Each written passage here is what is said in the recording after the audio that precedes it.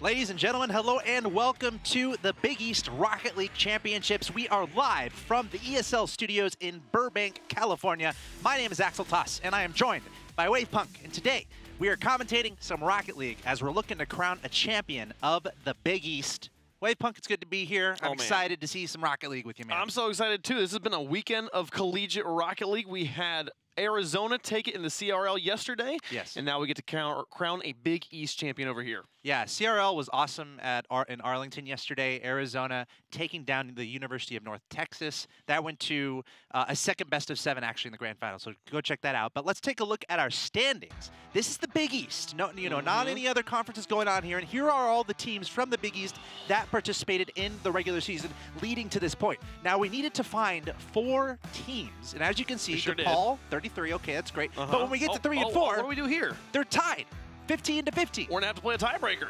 We did. We had a tiebreaker between St. John's and Butler to find out who would get to this point. Let's check it out. Butler versus St. John's, a tiebreaker to determine who could be here today. It all came down to these 5 games. In game 1, we start off with Butler on the offense. Zombie Burger will put it up. The defense tries to get it out of the way, but Sir Aaron comes in, sends it all the way through, and gets the first goal. Very important goal here for Butler. The first goal in the series. Such an important best of 5. They got to be feeling good about that. But moving on to about 50 seconds left, we see St. John's going the other way. Reloads able to tie it up here in game 1 with 49 seconds to go. And you got to think, are we going to overtime in this game 1 of this very important best of 5? And these guys, they find a way to send it all the way down. We'll get 2 minutes into overtime before we found the deal breaker, and it's Sir Aaron once more having a nice first game here to put Butler up in the series. Exactly what they want. They get the first goal in this series. It goes to overtime in the first game. We knew it was going to be close, but Butler doing what they have to do, taking game number 1 to try to get that momentum going. This brings us to game number 2.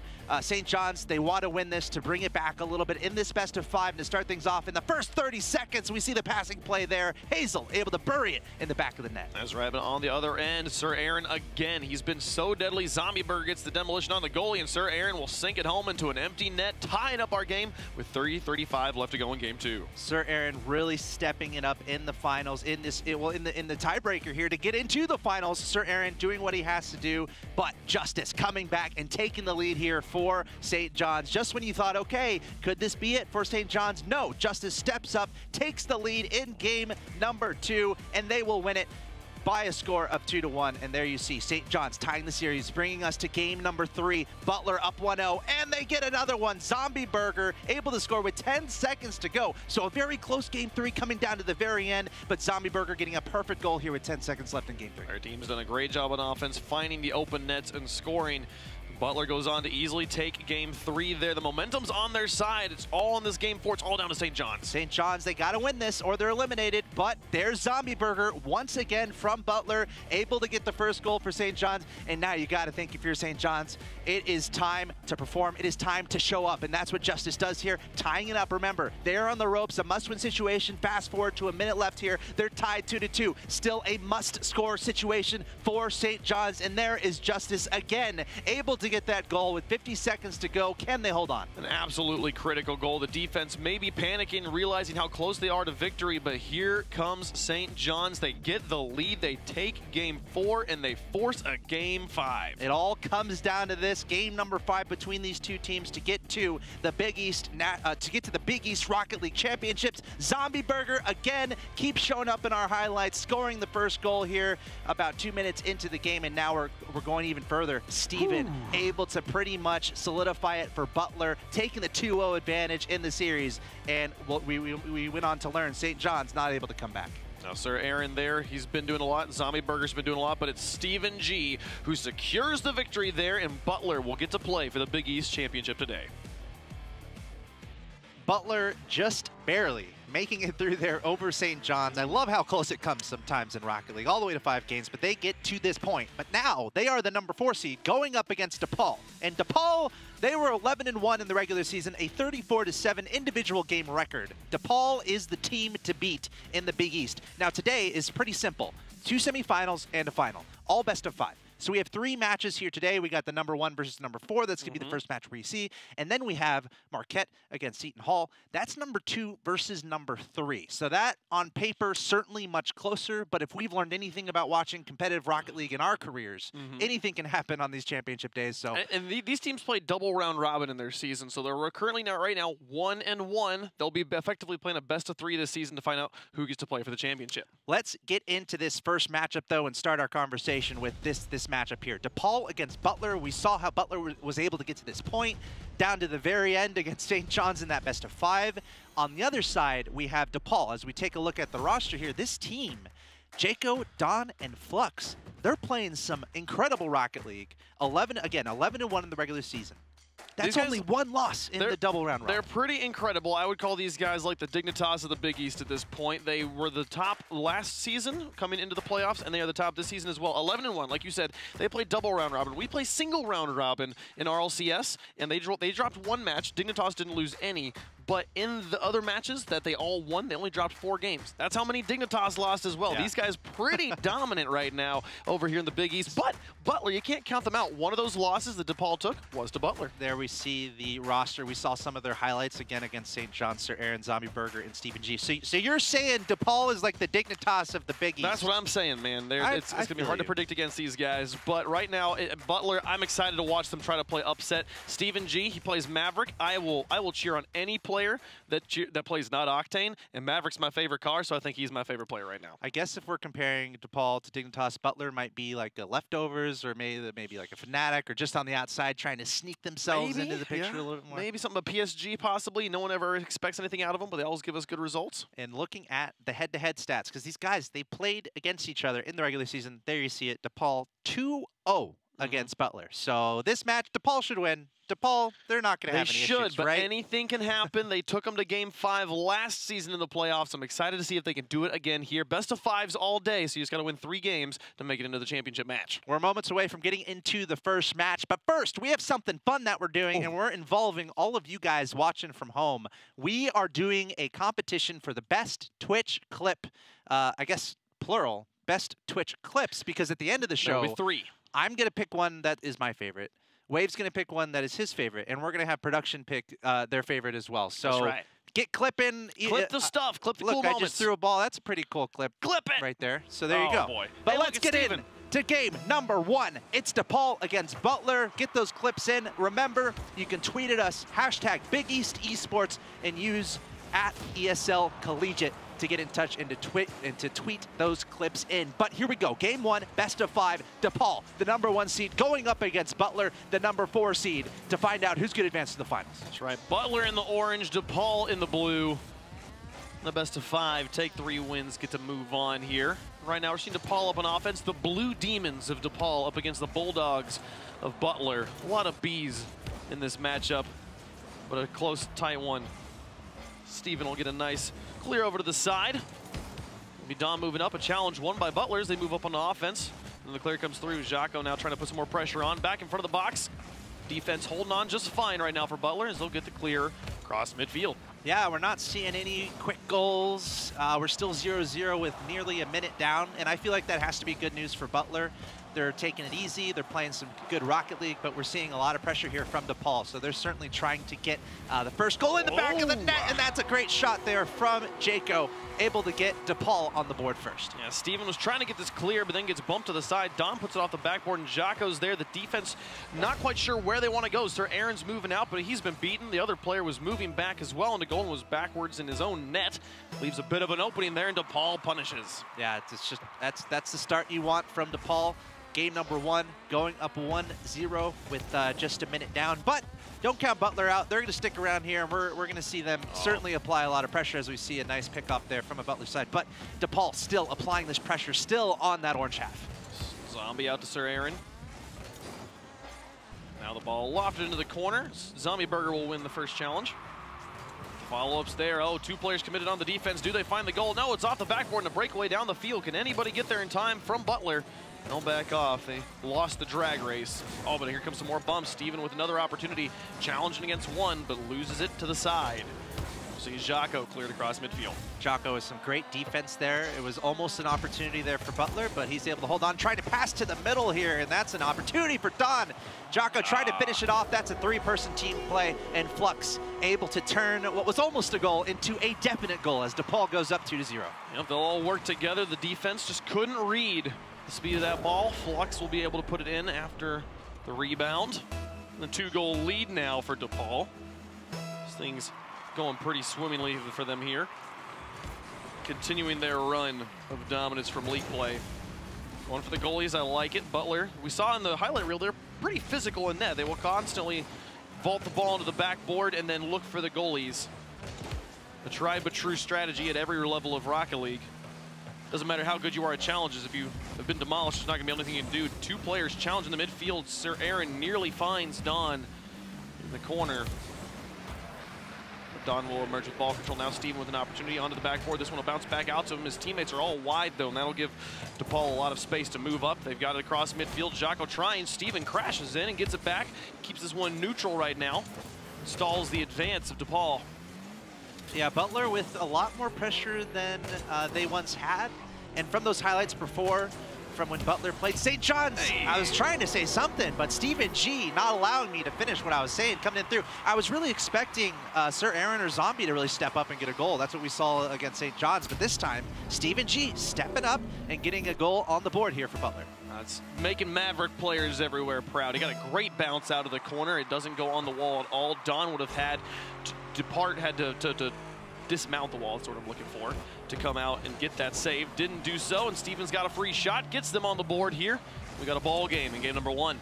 Yeah, I noticed earlier Butler had a double commit, but it ended up working out where it pushed the ball even further into the blue zone. Now you talk about double commits. Typically you don't want to do it, but clearly a sense of urgency here from Butler. They're trying to make some plays happen. They're down 2-1 with some time left in this game number 1, and they would love to be able to bring this back. Steven's getting some good challenges as he moves up once more. Don over the top of one. Sir Aaron back into the corner. Pressure starting to build from Butler. They're hammering this corner, but Flux will get it over the top of one. Now Stephen G onto the backboard. Zombie Burger finds the goalie, but Sir Aaron's all the way in the back. They didn't have the final shot. They were great at scoring those open nets against St. John's. Can they find their rotations, get them here against Butler, bring it back? Against DePaul, rather. Yeah, I'm certainly impressed with Butler right now. I think they're applying a lot more pressure than they did. They're staying on that blue half. We saw that demo in the goal by Zombie. That's exactly what you got to do right now. Try to get any little advantage you can, keep the ball on that blue half, and keep applying that pressure to try to get that goal to tie up this game. Good wins, covering up each other. Rotating as a team right now as Butler's trying to make their way back into this in the final minute. A punt over the top of one. This one will be wide of the goal. Butler and DePaul here facing off in the Butler end. Zombie Burger now back into the midfield. He loses control. Jocko to Don here. Can they connect? He looks for it off the backboard. Doesn't find it, but Jocko's there. The double threat is too much. And it's a 2-goal game again for DePaul. DePaul turning it around and just pouring that pressure on that backboard. You see Jocko throwing it up there. Don going for the, I guess we'll call it a fake. And then Jocko able to finish off his own pass to get that lead for DePaul. 3-1. That's exactly what you want. A little bit of wiggle room. A goal or two advantage there with 30 seconds left to try to really put this game 1 in the bag. Well, he had Don up for the double tap off the backboard. You know, Sir Aaron was looking at him, not necessarily focusing on Jocko, and by the time he realized that he was going to have to cover Jocko instead, it was too late. DePaul now up by 2 in the final 20 seconds, looking to be able to take game 1 cleanly here, but not without pressure from Butler. Butler has definitely shown signs of life. I believe that they will make this an entertaining series as we move forward. They could possibly put one in here. Nice shot. Jocko gets the save. The follow-up defended as well. DePaul on the goal line in the final moments will keep themselves at just 1 goal allowed. That's a 3-1 victory for DePaul. It's exactly what they want. The best-of-5 series. Getting off to a good start like that is just perfect for DePaul. And you mentioned it too. We did see a lot of fight from Butler. They were playing pretty well. We saw some good pressure as we get into the highlights here. We saw some good offensive efforts, but overall, I think DePaul, they were playing safe, they were playing clean. I think they were aware of that increased pressure, but they were able to lock down their defense. And what happened was they were able to find those little mistakes and just get another goal in there. That's really important to have a 3-1 lead versus that 2-1 lead. Yeah, and you'll see right now, DePaul making great use of the backboard. Every single one of these goals that we saw in this highlight reel did use the backboard. If anything, Butler maybe wants to tighten things up back there, make sure they have a player on the backboard to clear more often. Right now, that's just kind of a free space that they're giving DePaul. If they can make use of that, they could probably make it much more competitive in game 2. Yeah, it wasn't one-sided at all, by any means. Both these teams showed up in a big way. We have a quote here, I believe, from Jocko. Stephen G. Oh, sorry, from Butler. Stephen G. from Butler. We were talking about their play style, how they like to go for the demos and stuff. He says that we have the team well drilled in the play style. They're ready to go. They know what they're doing. They've got a clear strategy ahead of them. They've just got to execute. Felt like a few times they had steps 1 and 2 done. They got the pass, they got the demolition. They just weren't there to finish off the shot. Here we go, about to get into game number 2. And yeah, Stephen G., so much respect for DePaul. This team, I mean, they came together. Jocko, the president and captain, he scouted out Flux to join the team. And then Don, he joined the team via a tryout. So this team definitely coming together over a long period of time. Definitely a lot of work to put this team together, but they're looking really good, and I'm excited to see how they do here as we get into game number 2. DePaul with the 1-0 advantage in this best of 5. So it's up to Butler here to try to find some momentum for themselves to try to bring this series back even a little bit. Jocko and Don moving up together right now. Nice clear comes through from Steven, but Flux moves in, wins that challenge, and has it back into the orange corner. Response is coming through from the back line of Butler. Neutral contact across the field. Flux will try to pick it up, move it into this corner. He's got Jocko shadowing behind him. Oh, bumps from the defense leaves Jocko an opportunity. He'll get the second touch. With the defense, the last defender did come in cleanly, get that one away. Now Butler looking to advance. One miss, Flux coming off the ceiling. Zombie Burger will pick up ball control. Can he get it backwards here? Wins the challenge against Don, but it's across his own net. His teammates just widely spaced. In trouble picking up ball control right now. Stephen L off the wall. Onto the backboard. A nice setup, but defended. DePaul comes up on their own box. Gets that one away, and now looking to get it back down the field. Stephen G shutting it down onto the wall. One read up high. Zombie Burger tries, but Don's got it. 3:38 left to go. Still scoreless here as DePaul starting to advance. Yeah, chances for both teams here. Neither team is having too much overwhelming dominance. As I say that, DePaul putting together a team play there. I believe that was Flux launching it up to the top, coming back down, and Jocko in the perfect spot to get it right past Sir Aaron. He gets the nice juicy bounce downwards that Jocko can quickly punish there. And again, the backboard coming up hard for Butler. DePaul finds a way to get it above the goal and then in. Butler now trailing by 1. Yeah, I expect right now Butler to really pour it on. They're down 0-1 right now, not only in the game, but in the series. So I think this is a very important moment here for Butler. They got to get a goal. They have to be the next to score. I think right now you turn it on, you play fast, and you really take it to DePaul. You do not want them getting too much of a lead here in this game number 2. Jocko right now, 3 of the goals for DePaul. He's proud to be a claw grip player. I play claw grip. Yeah, I thought I noticed that too. Yeah. You play Rocket League with the claw. I do. It makes it to where it's not a big deal that I don't use the bumpers. Okay. Because I have 2 fingers on the 4 buttons. Always interested in those different play styles. Not to mention, quick note about Don. He only has apparently around 700 hours of Rocket League. He's Grand Champion. It's Grand Champ with about a third of the time I have in the game. And Don also used to play Gears of War competitively. This guy is a gamer. Yeah, he picks up the controls in a game, and he's going to be good. To be clear, he has a third of the time I do, and I'm just champ. He's much higher. He's much better than I am with much less of the time. Congrats on that, by the way. Thank you very much. Currently champion. But in this game, Butler, again, they're trying to bring this back. Steven trying to pass it down to Sir Aaron, but that's some nice defense. That's Don. They're very solid on defense, but we can see here Butler really trying to pour on that pressure, and I really think they got to get a goal here. They don't want to go down 2-0 in the series, and you got to get some momentum back right now for Butler. Butler needs to find a way to work as a team. Their only goal has come on a solo play from Stephen G. Got a nice bounce out of the corner and was able to finish it off, but right now they have not been able to string anything together as a unit in DePaul half. Here comes Don trying. Sir Aaron will shut it down. Jocko with a pass into the midfield, and Don maybe will try to get it around, but Stephen G's there. Now back down the field again. Can they get the save? They do. Off to the side. The pressure was coming through from Butler, but there's no goal to show for it. Yeah, the challenges are here and there from Butler, but the defense a little too good. As we see another save there, this time from Flux. The defense a little too good on the DePaul side. So they're playing smart Rocket League. Get that first goal, and then just play lockdown mode. Don't make any mistakes as we see one happening. Butler able to tie up the game. Steven this time, once again, with the goal in a very important moment. And DePaul caught a little bit on the post there. Flux slammed it and couldn't get around, couldn't get out of his own net. And the finish comes through. A tie game now with 1:15 left to go. Butler's not going away. I believe Steven might have the only goals right now for Butler, so really looking out for Sir Aaron and Zombie to step up. I have noticed a whiff or two from Zombie on defense, so really looking out for Butler to clean that up and get some more offense going. But they're tied 1-1, and look at this, Steven with the breakaway. Can he get it around? Gets it nice in front. Sir Aaron's there, puts it high. Here comes Zombie Burger in with a third shot, but Jaco's got it away. Needed to close the gap a little bit faster there, but here comes a follow-up, the break down the field, the counterattack from DePaul. Defended well, both teams standing up on defense. Yeah, tied 1-1 here, so very important moment in time with less than a minute left. No mistakes. There cannot be any mistakes right now from either team, and this will likely go into overtime, but Don coming in with an angle. Very nice save there on the Butler side, but still, chances opening up for both these teams. Sir Aaron did a great job in what was a difficult situation. Gets the save and keeps them alive here with 19 seconds left to go. Getting into silver goal territory, maybe looking at overtime. 15 seconds remaining. Whiffs on both sides, but now an open net. Don's got to deflect this, and he gets it away. A scary situation, but they get it back down the field. Sir Aaron, he misses. Here comes Don, and it's a 1v2, but Steven stands up strong, gets the block. Will most likely go to overtime here in game number 2. It's almost a little closer than it had to be at the end there, but we are going into overtime in this game number 2. Remember, DePaul has the series advantage. They're up 1-0 in this best of 5.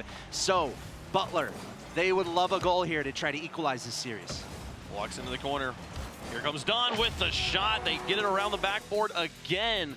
DePaul finds a way through the defense of Butler. Jaco stepping up again, this time in a great spot in the middle, playing patient, kind of reading where that ball was going. And the defense from Butler, I don't know if they're a little shaky right now, maybe a little nervous, but I have noticed a few mishaps on defense from the Butler side. So DePaul, they're going to be thrilled right now. They're up in the series 2-0. They just got to keep that up. Well, and maybe if we're looking for the silver lining here there, Butler, they were in the position to get it off that backboard play there at the end in overtime. They were successfully positioned correctly, they just didn't quite make the contact. So they were where they needed to be, just couldn't quite execute. Yeah, I mean, that can happen sometimes. You put together a nice passing play, a 1-2-3, but then it gets defended. You got to be able to regroup right away, because sometimes when you do that, you're expecting, okay, we're going to score with this. It's fine, but you can't do that. You got to take a step back, get on defense, and stay poised, which Butler was not able to do. So DePaul takes 2 advantage. They tried, though. Go clip that Sir Aaron save, by the way. That was like my favorite moment. We're still doing the clip I'm gonna be looking for. I'm gonna be looking for those clips. Go clip that one if you want your clip to possibly be on air next. And if you want to clip some cool news, check this out. Coming up later in the show, we are revealing a little something about the college space. About the college space here. They say there will be poggers. So I can't be too specific right now, but stay tuned, because later in the show we're going to be announcing some fun stuff regarding 2019 for the college space in esports. So look out for that. But let's get into game number 3, a must-win situation for Butler. They barely got into this championship weekend, and now they are on the verge of being eliminated. DePaul with a 2-0 advantage. And it's up for Butler to get some wins, or they will be out of the tournament. Game 3 of 5.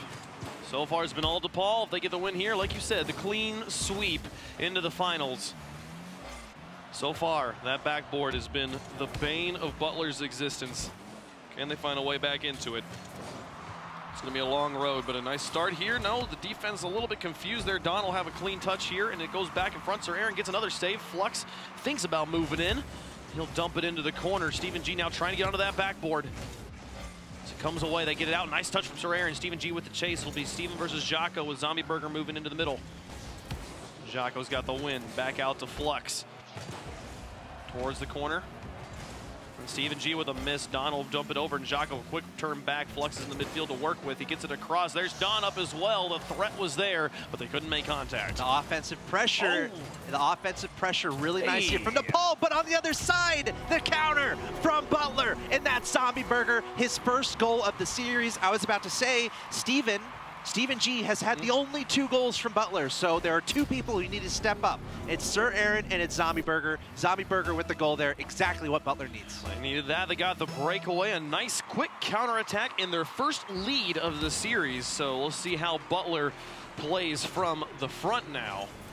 And what does DePaul do when coming from behind? And that was a really nice play from DePaul. The 1-2-3, I mean, I think we both thought, okay, that's probably a goal, but they missed. And then the counterattack happened from Butler. So you really got to look out for that. Even if you think the play feels nice, you can't give up on it. You got to get back on defense and look out for those counters. Especially when you see 3 players commit on an offensive play like that. If it doesn't work out for them, there's a very good chance you can score on the other end. So Butler capitalizing. Here comes DePaul again. Uncontested on the backboard. Jocko's there, but couldn't make the shot. Steven back in the middle. Here's a follow from Don. This one wide, another one from Jocko. He has the opportunity, goes for the pass play across. His teammate's not there, and it'll be Sir Aaron who picks it up, sends it across midfield. Now looking for his teammates in the midfield, gets it past Flux, but Don's there to clean it up. Back into the blue. DePaul with so many chances. We're seeing shot after shot on net in pretty nice locations as well. So I almost feel like it's almost inevitable for DePaul to get a goal here. Butler has to find a way to lock it down and keep this pressure from being so intimidating. And as I say it, just like that, Steven G finding an opening somehow, getting through all 3 players there as Don, not the best challenge from him, and Steven just taking advantage of that momentum going the other way. All 3 of the DePaul players were up in the orange, and then Jocko, the last line, quickly turned, but then missed contact. Steven G with a free shot at the net. 2-goal lead now for Butler. They're looking to stay alive in the series, but the kickoff, the save comes through. Sir Aaron again, he's been a wall on defense.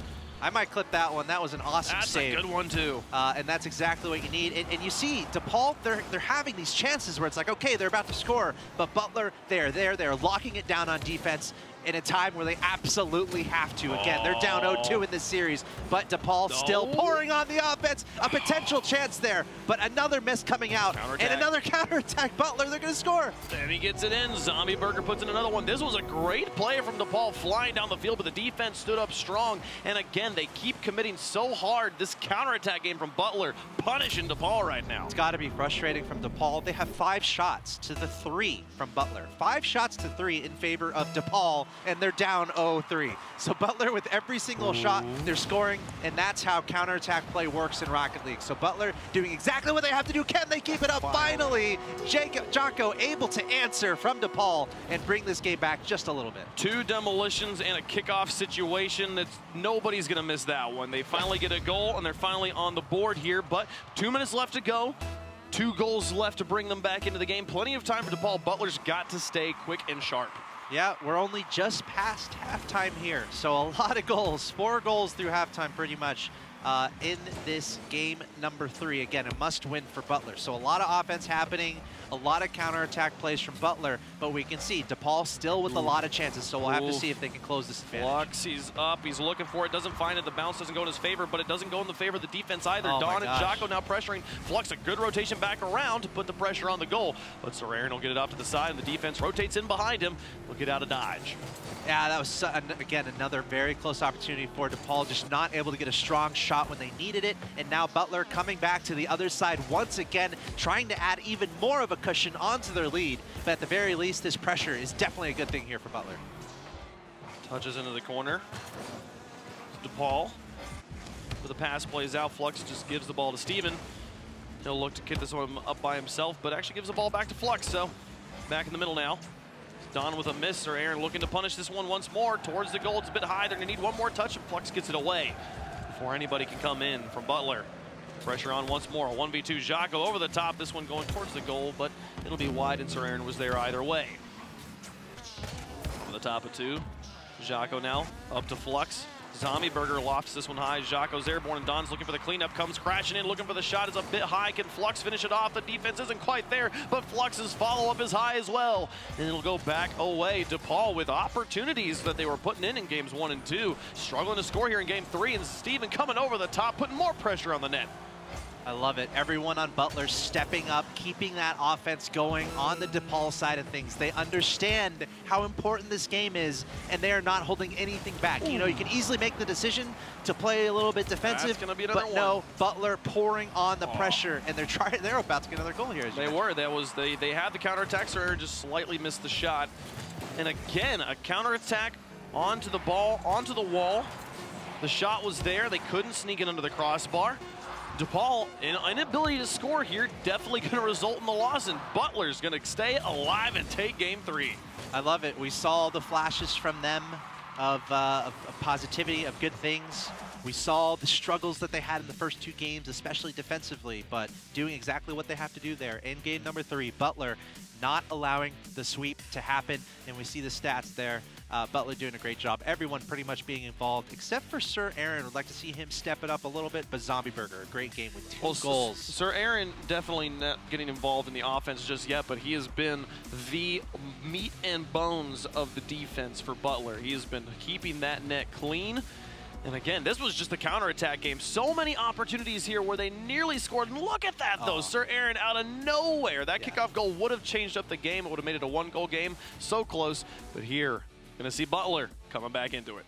They're not going out without a fight. These guys are fighters. We saw that in the qualification tournament where they had to play a best-of-5 just to get here, but they were able to do that, and now they're bringing it back a little bit here in this series. Let's take a look at a quote here from Steven G. from Butler. We've had some great practices the last few days, which has certainly boosted confidence. That's good.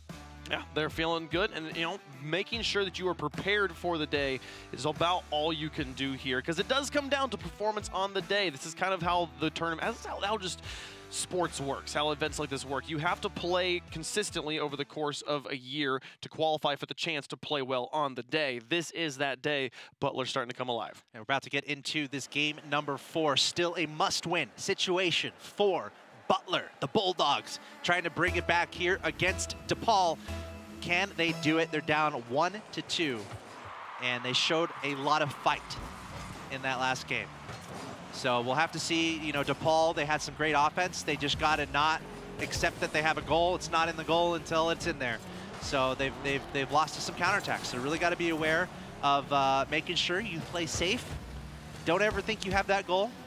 And then I think it'll be a lot better for DePaul in this game. Double commit on offense. Flux and Don both up. Sir Aaron gets it over to the side, which leaves the back line a little bit open.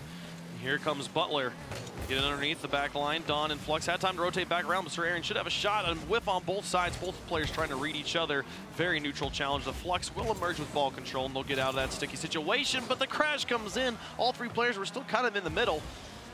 They're still struggling to get this ball out of their half as Butler putting a lot of pressure on a nice shot and a good save from Flux. Yeah, the pressure just continuing to pour on. Opportunity after opportunity. Sir Aaron trying to make the passing play happen. Down to Steven and Zombie above. Not able to finish that off. These guys are just barely off on getting a goal there. And DePaul has to be shaken a little bit in their boots as the pressure finally leads to a goal there for Butler. Steven reads it out of the midfield, finds it off the hood of Jocko, and just puts it straight in.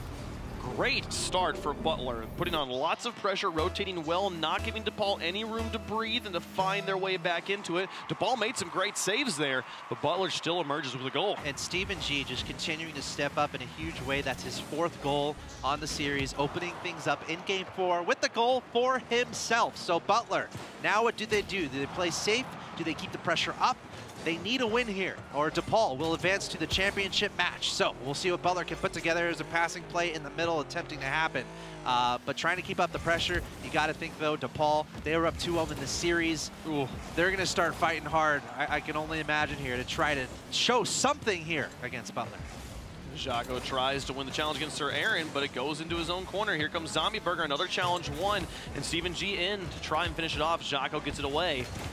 Back across right now. DePaul doing a great job breaking up pass plays in their own back third. Now trying to find the pass plays of themselves. Don with an excellent setup, and Sir Aaron just sends it away. Kills all the momentum on that ball. Makes it very difficult to read as he gains ball control. So now lofted high. Get it away. Not a lot of boost here for Butler. I'm trying to find the bumps on the goalies, but not doing much with it. It's Don versus Sir Aaron. Small double commit on defense. Jocko trying to get out to Flux. There's the pass, there's the shot, and it's high. So close. The pass plays there again for DePaul, but they can't find the goal. So much control right here for DePaul. They're getting all the boost. They're keeping it on the offense. They've had shot after shot after shot. I almost feel like it's inevitable for us to see a goal for DePaul any second now. But can Butler break out of this crushing offense? It felt like DePaul was going to score multiple times last game, and they only found the back of the net one time. And now the counterattack again off the post. Here's the finish. It's up high. Sir Aaron looking for the read. Airborne, Flux and Don will get in the way. Jocko, though, not quite where he needs to be. This ball will roll all the way to the other side. Zombieberger looks to find the read. Can't quite get it. DePaul moves back down towards the goal once more. It's over the top of Sir Aaron, off the crossbar, and he gets it away before Flux can finish it. Butler stays alive. We are seeing both these teams lock it down.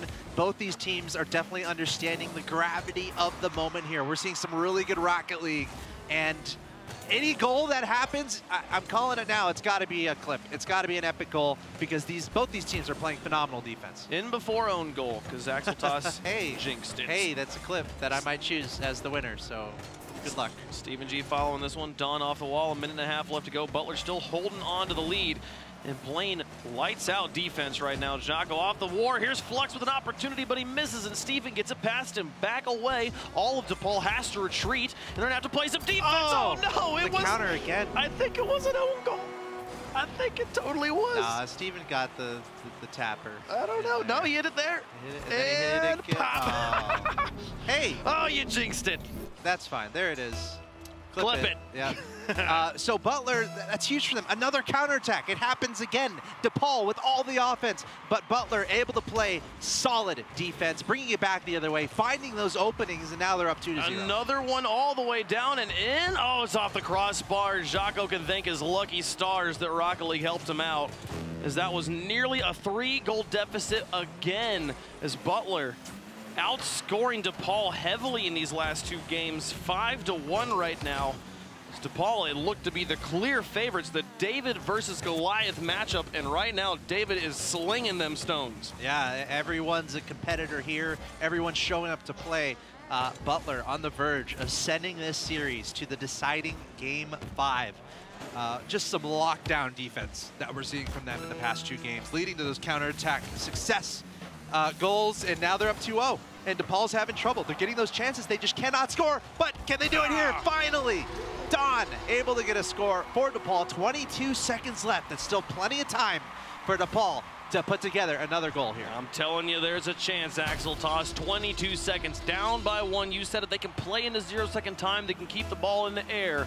As long as it's up, they'll be able to keep playing Rocket League, find an opportunity to score. Right now, they've got to put it together. Butler took DePaul to Game 5 last season in this same situation, and they're looking to do it again here. 9 seconds left. It's all up to DePaul. Over the top, the ball's deep in their own territory. Jocko plays it into the corner. Now Flux, he's got to make contact, does not, and Steven G sends it all the way over. It'll touch. We're going to Game 5. There it is. Butler does it, able to tie up the series.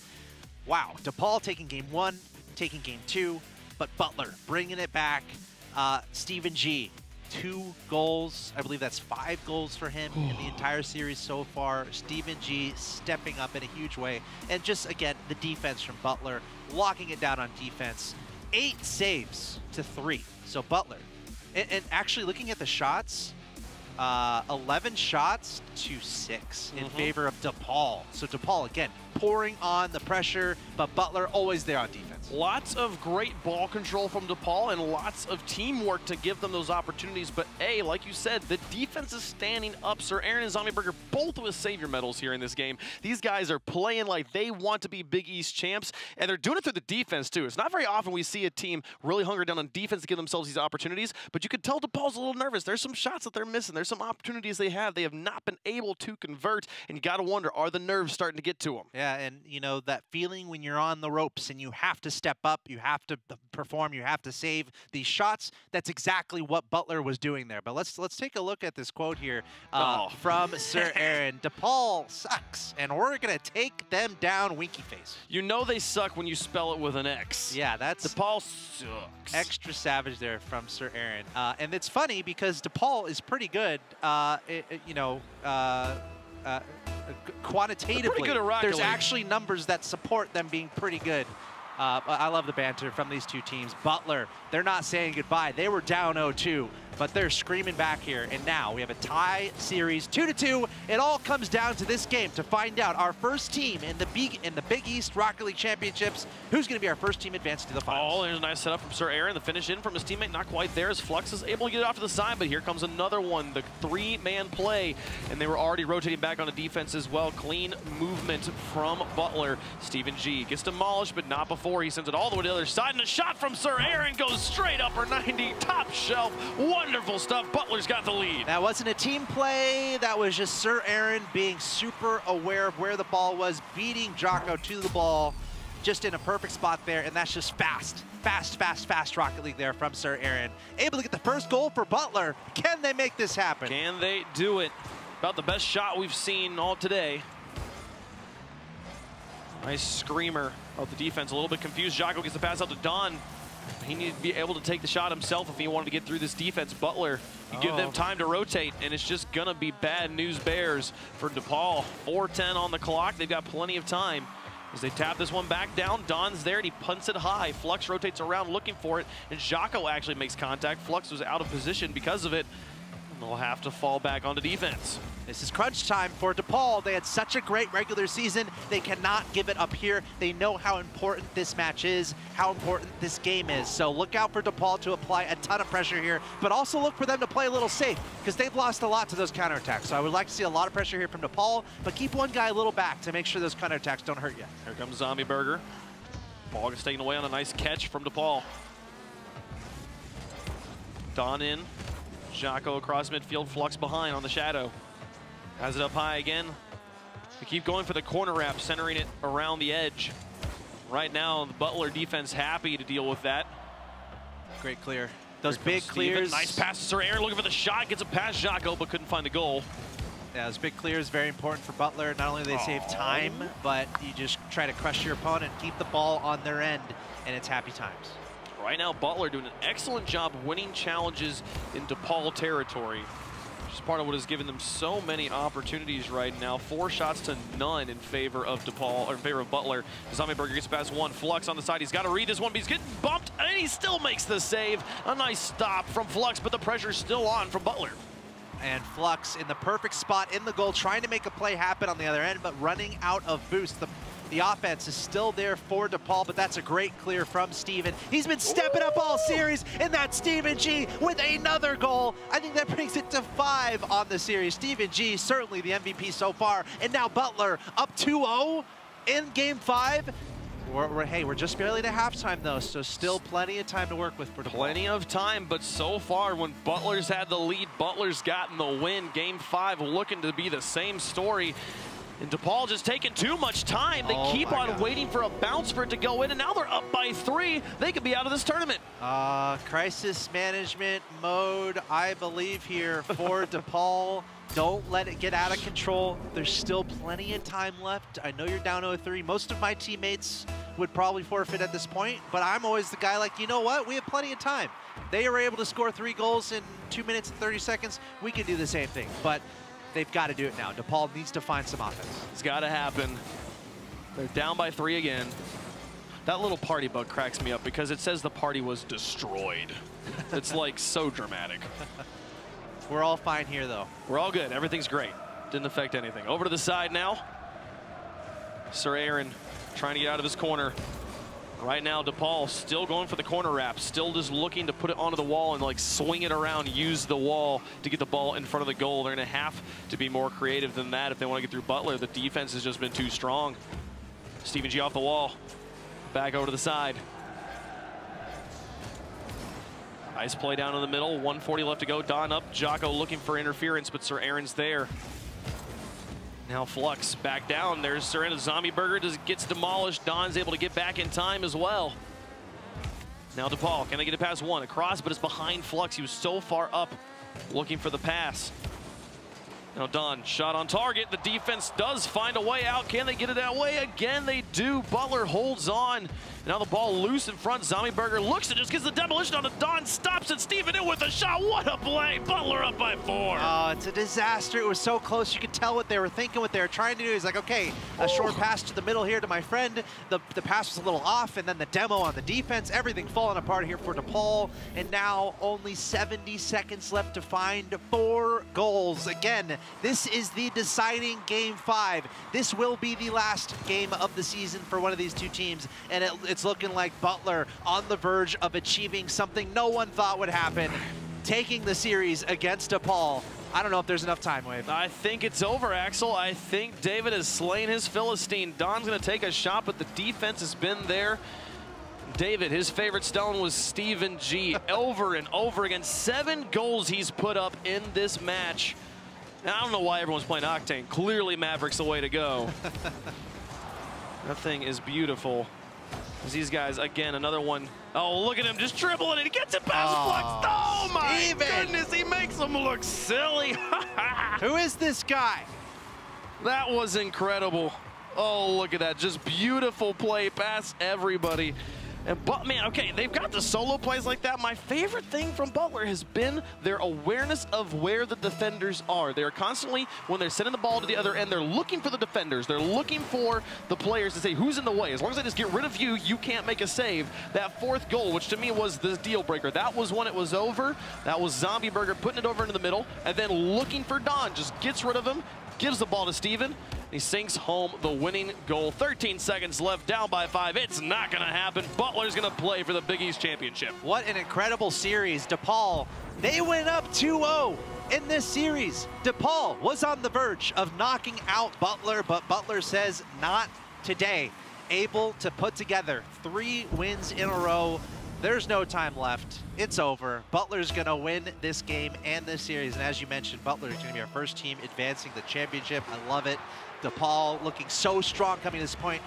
What did it come down to? I got to think just the defense from Butler. So many great shots from DePaul, but Butler just a brick wall on defense. And that has to be frustrating for DePaul. You know, you have all these opportunities, but you keep getting stopped. And then you keep getting counterattack goals. They stopped a lot of great shots. And in games 3 and 4, there were so many opportunities for DePaul to really come back and send it to overtime, and they just couldn't quite find the shots. They were constantly hitting that crossbar. I gotta feel like in those games, if they're actually been a little bit different, we'd be in a completely different situation right now. We would not be celebrating Butler. DePaul would be playing for the championship, but the Dignitas of the Big East, as I dubbed them, they're out right now, and it's Butler who's gonna play for that championship. How does it happen this way? It's just so impressive from Butler to step up when they absolutely had to. Their backs were against the wall. Their only option was to play some solid defense and start getting some goals, and that's exactly what they did. And again, I think it's got to be a little frustrating for DePaul. They were putting together some good offense, and I feel like they got to the point where they're like, guys, we can't score. We got to figure out how to score. And so they tried to do some of the passing plays, which I agree with, but they just couldn't put together at that point. Just too good a defense from Butler just to lock down DePaul. It was awesome stuff there. Butler qualifies. If you please go clip that last dribble from Steven G. That was my favorite goal so far. That was absolutely brilliant. We're taking a break here. Keep the clips on coming. We got 2 matches coming your way as we watch the Big East Championships unfold here in Rocket League. DePaul falling to Butler as Butler able to advance as the first team to our finals. We have Marquette versus Seton Hall coming up next. Stay tuned.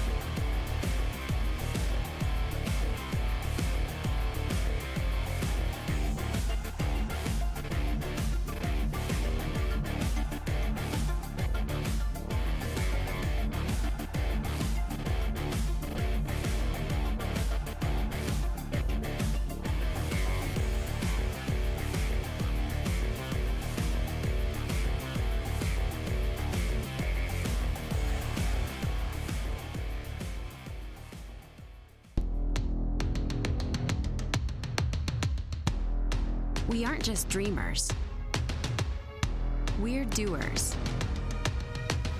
My time. None of you people can tell me to stop. Good things happen when you unleash a Butler Bulldog.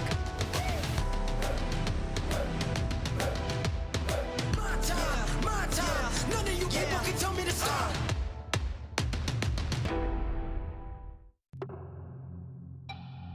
Definition of a champion. Definition of a champion. Madison Square Garden.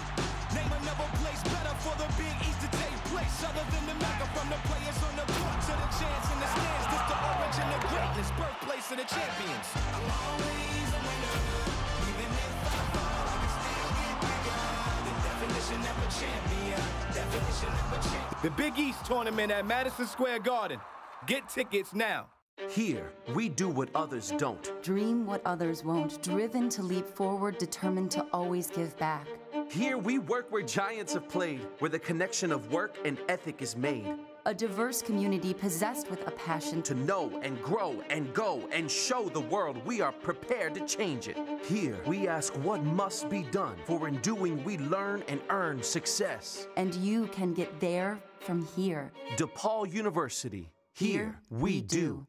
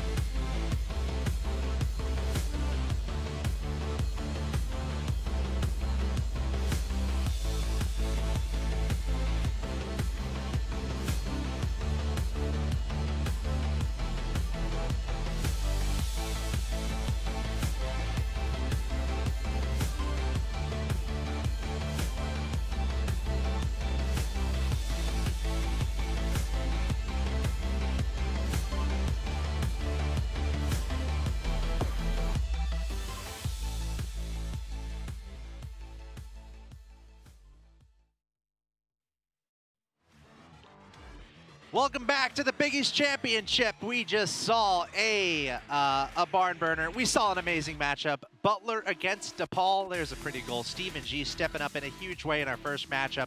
And Butler taking out DePaul by a score of 3-2 to advance to our championship match. I'm Axel Toss back here with Wave Punk. What a doozy. Dignitas loses again. That's right. It's just been the theme of the last month or so. The teams that we expect to win not winning at all. It was an absolutely crazy match. It started off exactly as we expected it would. DePaul comes out and screams in games 1 and 2. There's some clear mistakes, some clear issues on Butler's side, but they tighten up their defense. DePaul gets a little bit antsy, a little bit nervous, and then things just swing the other way, and Butler comes out with a victory. I love it. Butler taking care of business, doing what they have to do. They were down 0-2, and they had to make that comeback happen, and that's exactly what they did. We saw a lot of goals from Stephen G. More on that in a second. But just great Rocket League play. You know, I feel like it came down to very much how they played defensively, really locking it down. I feel like that's a great way to surprise your opponents. Just play some awesome defense. Don't let anything go in. And we saw some spectacular saves, and I feel like that can be very frustrating for the other team, and DePaul not able to finish it off. Steven G, the guy who was on your screen there, he did so much work. Sir Aaron was the star on defense, but Steven G up on offense. The pass across to Zombie, the pass back and puts it in. These guys were so effective over and over again. It looks, they had some great saves on the other side as well. DePaul was not an easy team in the least, but my goodness, there was just so much offensive power on the side, especially from Steven. Steven and Zombie Burger doing all the work. It was fantastic to watch. And looking at some of those shots from DePaul, just the saves that were coming out from Butler, just so impressive. There again, like all these shot attempts, finally Don able to get one. They did finally get one. That was the last goal they got, though. Again, look at this. Don, Zombie to Steven. Oh my goodness, it's beautiful stuff, wonderful stuff. Speaking of Steven, we have him on the line right now from Butler. Steven, congrats, man. First thing I want to ask, you guys were down 0-2. What were you feeling right there when you're down 0-2, knowing you have to kind of bring it back? Well, we knew we kind of started off really sluggish, really slow, but we still managed to keep the games close through those 2 games. It was 3-1 and then 2-1 maybe. So we just knew that if we played our style and actually hit the ball, we could come out on top, and we ended up doing that. Steven, I got to ask, you've made it clear in that match that Maverick is the superior car. Well, how have you not convinced all your teammates to switch off Octane? Old dogs are struggle to learn new tricks. Don't know what to tell you other than that. I just kind of fell in love with the Maverick from the start. Me too. So you guys were starting to mount that comeback in Game 3, Game 4. What was the key to you guys really succeeding there? Because it's fine to start bringing it back when you're down 0-2, but what was the key to you guys really pushing that all the way through and taking that win in Game 5? Our biggest thing was just to cut down on the hesitation. You could see it especially in the first 2 games where we were just waiting because we know that DePaul had more higher skilled players, a bunch of grand champs. So we just had to make sure we broke through that fear and go through the ball and make our plays from there. And now that you're into the championship match, first of all, how does that feel to be there? And what are you expecting about this upcoming match on who you might face? It's great. It was a little unexpected, but as far as the next match goes, Marquette kind of surprised Seton Hall during league play, so hopefully they can do that again. And finally, you had a lot of goals. What's happening today? What did you have for breakfast? You're going off right now. Do you agree? Yeah, I'm feeling a little loose today. Yeah. All right, man. Well, keep it up, and best of luck in the finals. Thanks. All right, that's Steven from Butler. As we take a look at the bracket, just what they've been able to do, incredible. Down 0-2, and Steven himself, that guy, 7 goals or so. He scored like every goal for the team, and they're into the finals. So Steven is having a great day, and he was even smiling a little bit about it. Dude, they took him to Game 5 last season. They sealed the deal this time. They've beaten DePaul 4 times this season of the Big East Challenge, and no other teams come even close to that. All right, Butler is now chilling in the finals, taking down the favorite of the field. That's got to feel good for them. I wonder if Butler feels like the favorites now that they're in the finals. But this sets up our next matchup. It's number 2 versus number 3, Seton Hall going up against Marquette. Same deal here. The winner of this best of 5 will move on to play against Butler. Again, only 3 best of 5s today. So let's start off. Let's start off with our roster here for Seton Hall. As we can see, Jared, Captain Moose, and Breezy. My favorite commanding officer of the Canadian military, Captain Moose, is here, and the only thing that could possibly make him better, you stick him behind the wheel of a car with a rocket strapped to it and tell him to hit a ball into a net. I'm excited to watch this guy play. I like it. I like it. And of course, their opponents, taking a look at the roster for Marquette, JFG, Super Sal, and M. Gons. And a lot of people are saying in the pipeline that JFG is pretty good at Rocket League. A lot of other players really give him a lot of credit. They've said that apparently he's pretty good, and he also told us that his secret talents are Rubik's Cubes and beatboxing. I'm not sure if JFG realizes how secret talents works, but he told them to us. So, that's cool though. That's pretty neat. I can solve a Rubik's Cube, but not very fast. Yeah, I have to follow the algorithms and go by the paper. I can't just do it. I can do it. Really? But it takes me like a minute. Okay. I think these guys I could probably get one side of it. Yeah, that's a start, right? Good job. That's a start. We also have another Rubik's Cube I remember in the notes that we saw. But looking at the head-to-head records of these guys, 1-1. These guys are locked down. We are very likely to see a close game. This one should be very close. This is one we expected to be close. We expected the last one to be kind of a blowout. So if logic or karma or whatever stands to reason, then this one will probably be the sweep here. But I don't know. I'm excited to see where it goes. This is going to be some exciting stuff. Everything's on the line. I expect a very close match here. And remember, you guys at home, we're still having a Twitch Clips competition. So at any point during the broadcast, I tweeted the one. You want to clip something? I tweeted the one where you said that it was like, clip the next goal, it'll be great. And I was like, I think it'll be an own goal, and then it totally was. Yeah, that was good. That was really funny. That might win. You think you're gonna pick that one? Let's get in the game. Let's watch it. But once again, get your tweets to hashtag Big East Esports and at ESL Collegiates. Get those clips in, and we'll vote on our best at the end of the day. But here we go. Game number 1 of this best of 5. Seton Hall going up against Marquette. To all these programs, very big into basketball, I believe, from what I remember of watching the NCAA tournaments for college basketball. Yep, Seton Hall here in the blue, Marquette in the orange. JFG, Supersal, and M. Gons. I'm just going to call MG there. Captain Moose, Ikea, and Breezy representing Seton Hall. These guys looking to get a victory and look to challenge Butler for the Big East Championship here. What's the approach you take here, Wave? If you're talking to your team, you know how important this is. You saw that last match happen. What are you trying to make happen for your team here? I think the most important thing is not to think about the stakes. Just play the game you've been playing all season. You've gotten this far. You've made it into the top 4 in your league. Play your now game. You can possibly find another way through. But Ikea going to put one in. That's going to be the lead there for Seton Hall. Ikea. Yep. He's not on our list. Who is this guy? He's got a Twitch stream. Is it?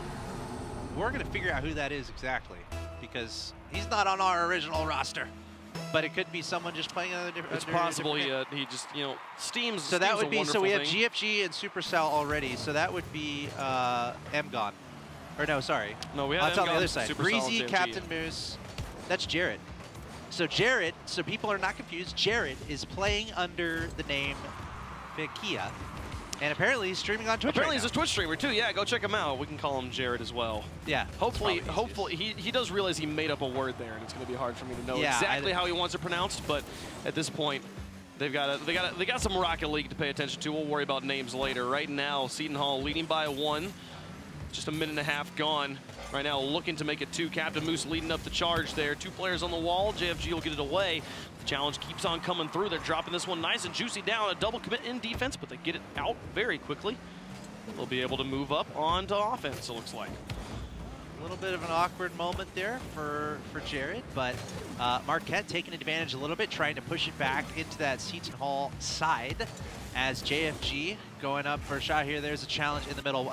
Very back and forth here. No one's taken too dominant of a lead here. Seton Hall just 1 goal advantage. So still a very close game. I wonder if Seton Hall is going to pour on the pressure here, or if they're going to play a little bit more defensive just to try to hold on to this lead. Breezy tries to put it in. Back over to the side. JFG rotates. A challenge won by Marquette. They'll get it across into the blue. Supersal now up, looking for his teammates as he gets it into the corner. Captain Moose and Breezy rotate back into goal, and Ikea will be leading the charge. Get it back out. Captain Moose now up, dumps this one into the middle. There's no one there to work with. JFG will pick it up. Marquette now moving up deep in enemy territory. Mgons with a nice setup. Supercell airborne, but the defense already up. They'll get it away. Seton Hall holds on to their 1-goal lead. Yeah, such an important match here. Again, a best of 5 to decide who's going to play against Butler in the finals of our Big East Rocket League Championships. Look out for those clips. We're still looking for the best ones, but for now, a very close game 1. Seton Hall barely holding on to this 1-0 advantage, trying to keep on the offense. That's Jared going for the crazy aerials, trying to get something happening, but no momentum. I mean, he can't really hit it that hard when he's twirling around like that, so gonna try to keep on the pressure here. But Marquette now coming back the other way. Ooh, Supercell will find it off the pass from JFG. The defense just not able to deal with that backboard again, and that's a tie game. Yeah, JFG, we were talking about how a lot of players in this field respect that guy. That's a great pass. Really showing the threat of the goal, but knocking it off the backboard. And Supercell in a great spot to finish that one off. Marquette tying things up 1-1 with just over a minute and a half to go. Important challenge as well. Ikea was pressuring Supercell. He had to play it over towards the side, or else Ikea would have blocked it. Oof. Almost an easy one there. You don't want to let the easy ones in. There it comes down to the other end of the field. Key towards the backboard. JFG's got it away. Now M-Guns leading up the challenge. A setup over the top of one. Captain Moose a little bit caught out. Not sure what he wants to do. This one going into the middle. Here comes the challenge for Pykea, but the challenge won by Marquette. They get the touches on the backboard as well. Back to the wall. M-Guns versus Breezy. It's won by M-Guns and sent high. Now to the corner. JFG out of here. Now the pass back into the middle. Here comes Supercell. Seton Hall able to move up. Off the wall, here comes M-Guns with one more. Captain Moose gets this one away. Supercell demolished on the backboard. It's just JFG. So get that one nice and long away. 37 seconds remaining. Tied up at 1 apiece. 30 seconds left. This is crunch time. Game number 1. Arguably the most important in a best-of-5 series. If you can lock this one down, really hold on to that momentum. Whoa. Can be good things, but a lot of offense here from Seton Hall. There's a goal from Breezy with 20 seconds left. Is that going to be enough for them to take this game number 1 with how close this game has been? That's plenty of time for Marquette. What a crazy play. Breezy gets the demolition, then does a big old circle back around to pick up the ball and flick it over the other two. Did the play nearly by himself. A little bit of pressure help from Pykea, and they've got the lead with 20 seconds remaining. Things looking pretty good here. Marquette's going to have to find something here in the last waning moments of game 1. Another demolition. Breezy getting nice and physical. Goes off the wall. Supercell back out. M-Guns just not quite there. JFG comes in, called him off.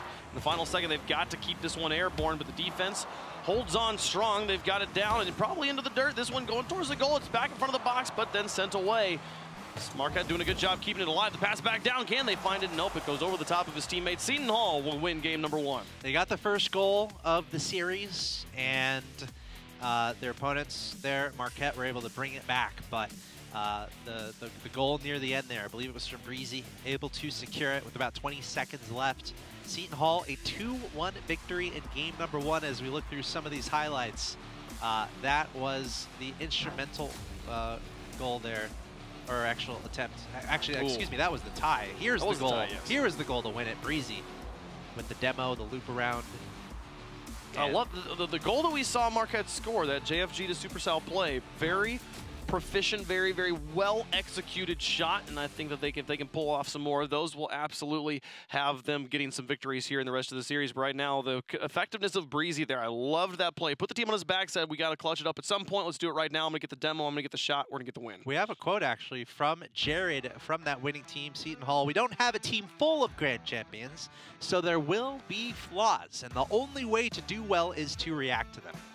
I like that. It's definitely a one style of play. If you're allowing the team just to wait for them to make mistakes and then punish those, wait for them to give you the ball and use it. At the same time, if you don't feel confident being able to move up by yourself, that's definitely the way to play right now. Seton Hall, it's been working for them, so they've got game 1 in the bag. Here we go into game number 2, and you know, at the end of the day, putting together those team plays, really playing like a team. I think that's what Jared is really highlighting there as well. They might not be all GCs, but they play well together as a team. We'll see if they can keep it up here as Seton Hall up 1-0 in this best-of-5. Again, the winner of this best-of-5 will move on to the finals of our Big East Rocket League Championship to play against Butler in another best-of-5. They're waiting in the winners finals right now for the results of this match. And to start things off, almost a goal from Seton Hall, but Marquette somehow, some way, able to keep it out of the goal. But Seton Hall with all the early pressure. An excellent play to keep their net clean. I believe that was Supercell gets that one away. Oh no, now they're bumping into each other, and Breezy's gonna bulldoze him to the side. Pykea comes in for the shot, but just couldn't quite get it into the net, and the defense will clear it away. A great opportunity come and gone for Seton Hall. I'm still waiting for my boy Captain Moose to get involved. My favorite antlered Rocket League player. I want to see some big plays from him. Pykea gets it past 1.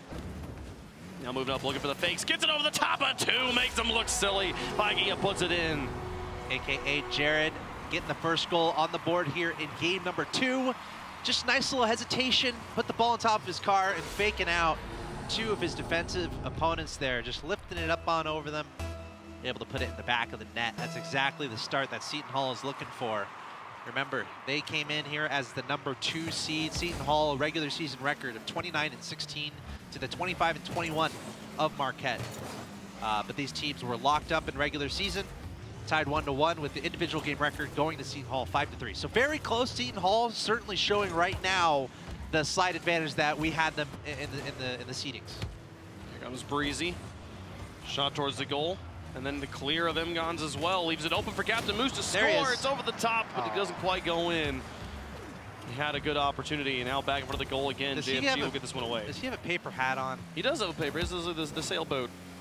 So if you want to win the Twitch clip, Wave, you should make yourself a hat with this paper we have in front of us here. I'm going to be honest. You should pretend to be Captain. I don't think I actually know how to make one of those boat things on the fly. You can figure it out. I believe in you. I could figure it out. I don't know if I can figure it out while casting a match of Rocket League. I think you could. I appreciate your faith, confidence in me. Supercell with a shot defended by Faikian. We'll see Breezy turn back around to try and get the challenge. And Gons keeps the pressure on now. The Twitch streamer up on the wall. It's JFG. Punts this one high. JFG, player that said Halo's his all-time favorite video game. Nice. And he's a huge Godzilla fan. I've not met many people in my life who actually call themselves Godzilla fans, much less a huge I wonder one. if he means like the new one or the older one or just like the lore in general. Just the monster. He loves his work. Gotcha. He's a big fan of tearing down metropolises in Japan. JFG over to the wall. Here comes Mgons. Now another shot from JFG. The defense of Seton Hall just looking like Swiss cheese right now as JFG puts one in and ties the game. So this is who we're looking out for, JFG. He's been talked up a lot in the entire league. One of the best players in the Big East, without a doubt. Everyone agrees. Stepping up in a big way there, getting a goal for Marquette. But he's going to have to step it up a little bit more here to bring this team back. He's a player that used to compete in sports, but then after several concussions, he had to stop, and so he turned to esports to help fill that competitive drive. One of his dreams, he says, he hopes he gets the opportunity to, he would love to bring esports to children who cannot play in physical activities so they may understand and enjoy what being a part of a team feels like, which I think that's a beautiful dream. That's awesome. Again, that's JFG from Marquette. I love it. Just scored the goal, tied up the game here in game 2. They look to be the challengers to Butler in the finals. Captain Moose had a goal, get that one over to the corner. Now carrying this down, a nice pop, and gets it over the top of 2. Here comes Captain Moose in for the finish, but JFG says not today, sends it to the side, and now carrying it by himself all the way back out to midfield versus 1. It's Faikia there, and he gets it away. Supercell demolished on the back lines. Breezy looking for an opportunity. Breezy has just been an absolute juggernaut, taking out the defenders, and look at that, another solid touch onto offense. Right now, Seton Hall looking very strong. Looking like they should be able to score here momentarily. Yeah, keeping the ball on the orange half, doing a lot of interesting shots to just honestly confuse Marquette. And that can be successful. If you're not scoring, but you're making 2 of your opponents commit, then that's a good thing. As I say that, JFG and Marquette turning it around and making everything out of the just the breath of air they get on offense, able to make a goal out of it from JFG. And again, we're looking out for him to make some plays off the counterattack. Marquette taking the lead. JFG, again, the player most people in this tournament think is the best. Putting a second goal in, he scored all the goals for Marquette here in game number 2. And it was just that quick counterattack. He had the proficiency, he had the reads faster than the Seton Hall defenders could understand what was going on. Puts in another goal with 43 seconds left. Marquette looking good to tie up the series. So send this one high and long down. Another touch. JFG doing it all by himself. Now through the air. Starting to run low on boost because the flip reset over the top of 1. Is it into the goal? Faikia gets a save. Mgon's looking for the opportunity, and Captain Moose will get the clear. But here comes the last one, the rotation. Supercell tried. Gets stopped by Captain Moose once more. JFG putting the fear of God in Seton Hall. Runs out of boost, no problem. This one back into the middle. Breezy with an opportunity, though. Sends it towards the goal. Mgons gets there and makes the save. They'll hold on to the lead. It'll touch the ground. Marquette ties up the series at 1 apiece. Here we are, tied. And again, both of these games actually incredibly close. That's one that Seton Hall really could have gotten away with, but JFG stepping up in a huge way. 2 goals for him, especially all the pressure that we were seeing from Seton Hall. Marquette able to turn that one around, and all behind JFG in those 2 goals. 7 shots to 5. Great game. In the chat, you guys can't see it in game, but Faikia talking to JFG, he says, "GG, I saw the flip reset. It was scary, hard to save." I know.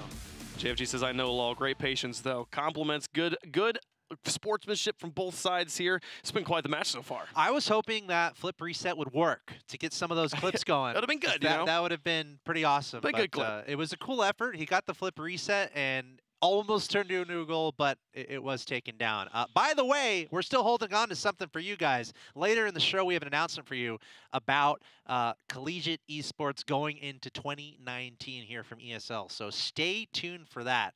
I might know a little bit about it, and so do you. So it's going to be exciting. You know more than I do. Yes, I do. Because you did the interview earlier. I did. But more on that later. We can't talk too much about it. It's something that you're going to have to wait for, just like for your presents on Christmas or what have you. And have to wait for the Pop-Tarts to come out of the toaster. I know. So many things in life we have to wait for. But thankfully, we have amazing Rocket League to fill the time in the meantime. And we got a tie series on our hands. 1-1 between these 2 teams. Number 2 versus number 3. Seton Hall against Marquette. And they're locked up, effectively a best of 3 now to find out who advances to our finals in the Big East Championships to play against Butler. Right now, we'll see Marquette up on offense a bit here as JFG sends another one down. Breezy gets it over to the side, and JFG will look to pass to his teammate. Breezy with the challenge, but JFG wins. Another one here. Captain Moose can't quite get there in time. Ball will go all the way back here, and finally Seton Hall break into the orange for a moment. Captain Moose with another punt into the corner before being demolished. Faikia on the wall, back down.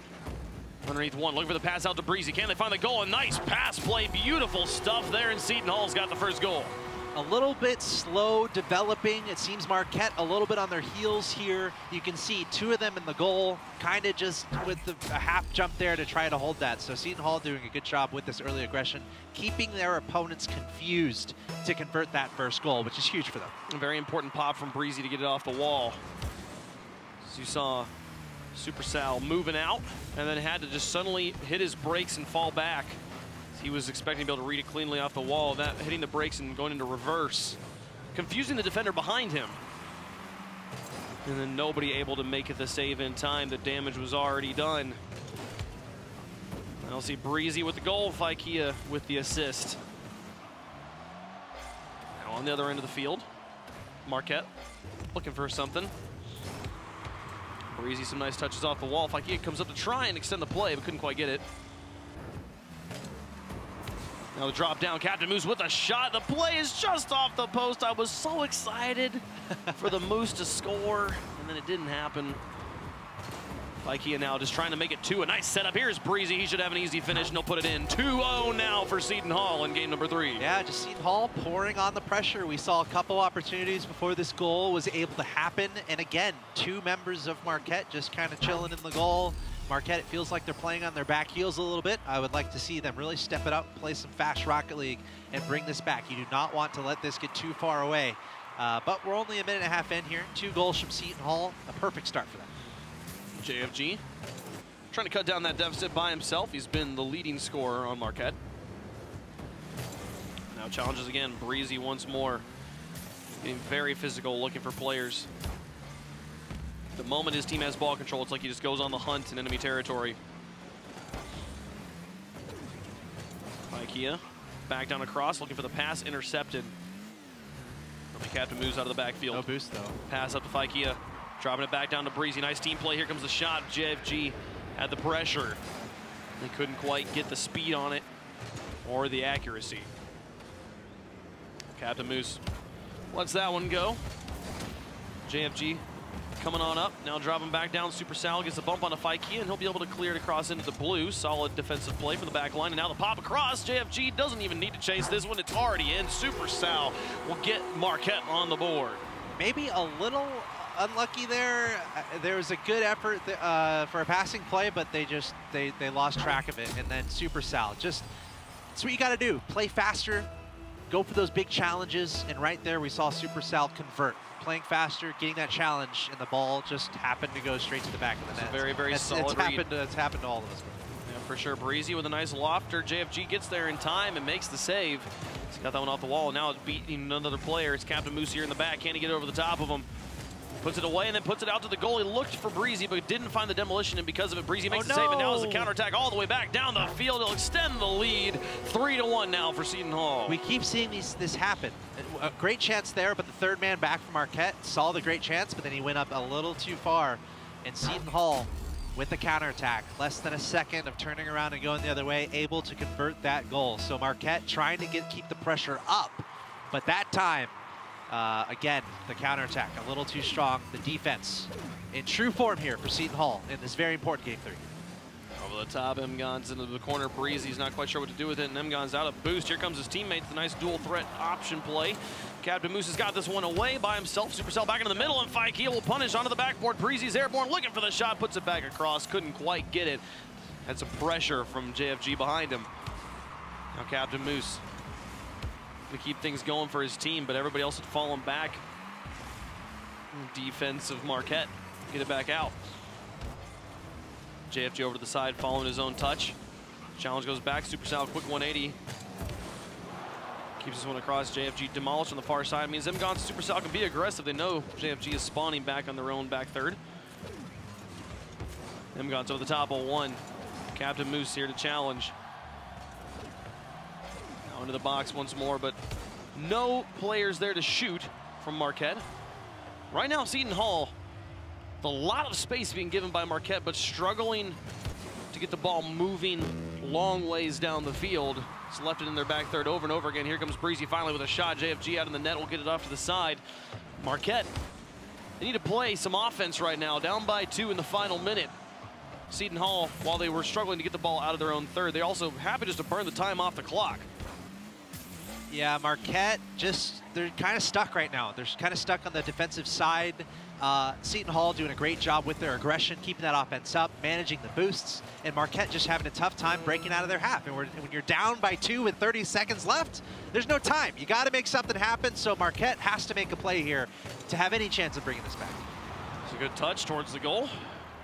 It's a bit wide, and the defense has it just fine. Mgon's now over to the side. Breezy looking for the read. He beats out Mgon, sends it all the way into the back with 9 seconds left. It's looking pretty good for Seton Hall here in Game 3. As they drop this down, JFG puts it into the corner, but that one from Faikia will do it. All the way to the back, they'll hit the 0 on the clock, and Seton Hall will take Game 3. Now 1 away from matching up against Butler in the championship. Yeah, Marquette trying to get something happening at the end there just to get any momentum, but Seton Hall says no. I am so impressed with how they played that series, getting the lead, looking out for those counterattack opportunities, and then near the end there, really keeping on the pressure, just not really allowing Marquette out of their half. That's what they have to do. They got to keep that up. So Seton Hall, a very important 3-1 victory there. And it was all Breezy. Breezy with 3 goals, all 3 goals for the team. Certainly the passing plays from Jared and Captain Moose were important in that, but Breezy having a great game. Well, that goal there, Faikia did all the work, beating 2 defenders there in the corner and just letting it sit nice and pretty for Breezy to finish off. And he also got the long ranger from his own half. Breezy doing so much work there on offense. And now, like we said, 1 game away. They just got to do it one more time here against Marquette, and they'll be playing for that championship. And something I always look out for is the individual plays. Who can really step up when it absolutely matters? We saw Stephen G, right, in match number 1. That was his series, man. No one was going to stop him, and he put down some phenomenal stats to lead them to a victory. So I'm looking at this here, and it's like, okay, Marquette, you're down by 2 in this best-of-5 series. Who's going to step up? Because someone has to. And I think that might have to be JFG. Everyone's hyping him up a lot. He showed some good plays. But I think someone from Marquette has to step up here and make some really good plays to try to bring this back. Supercell's favorite band is One Direction. If anybody, I think the Directioners can find a way. It's true. It's a fair point. See if he can do it here. Right now, everything on the line for Marquette. All eyes are on the orange side of the field. Can they find a way back into the series? Can they force Game 5? Seton Hall's looking to finish it off in 4. Faikia now out of the corner. He doesn't have the ball or any support from his team.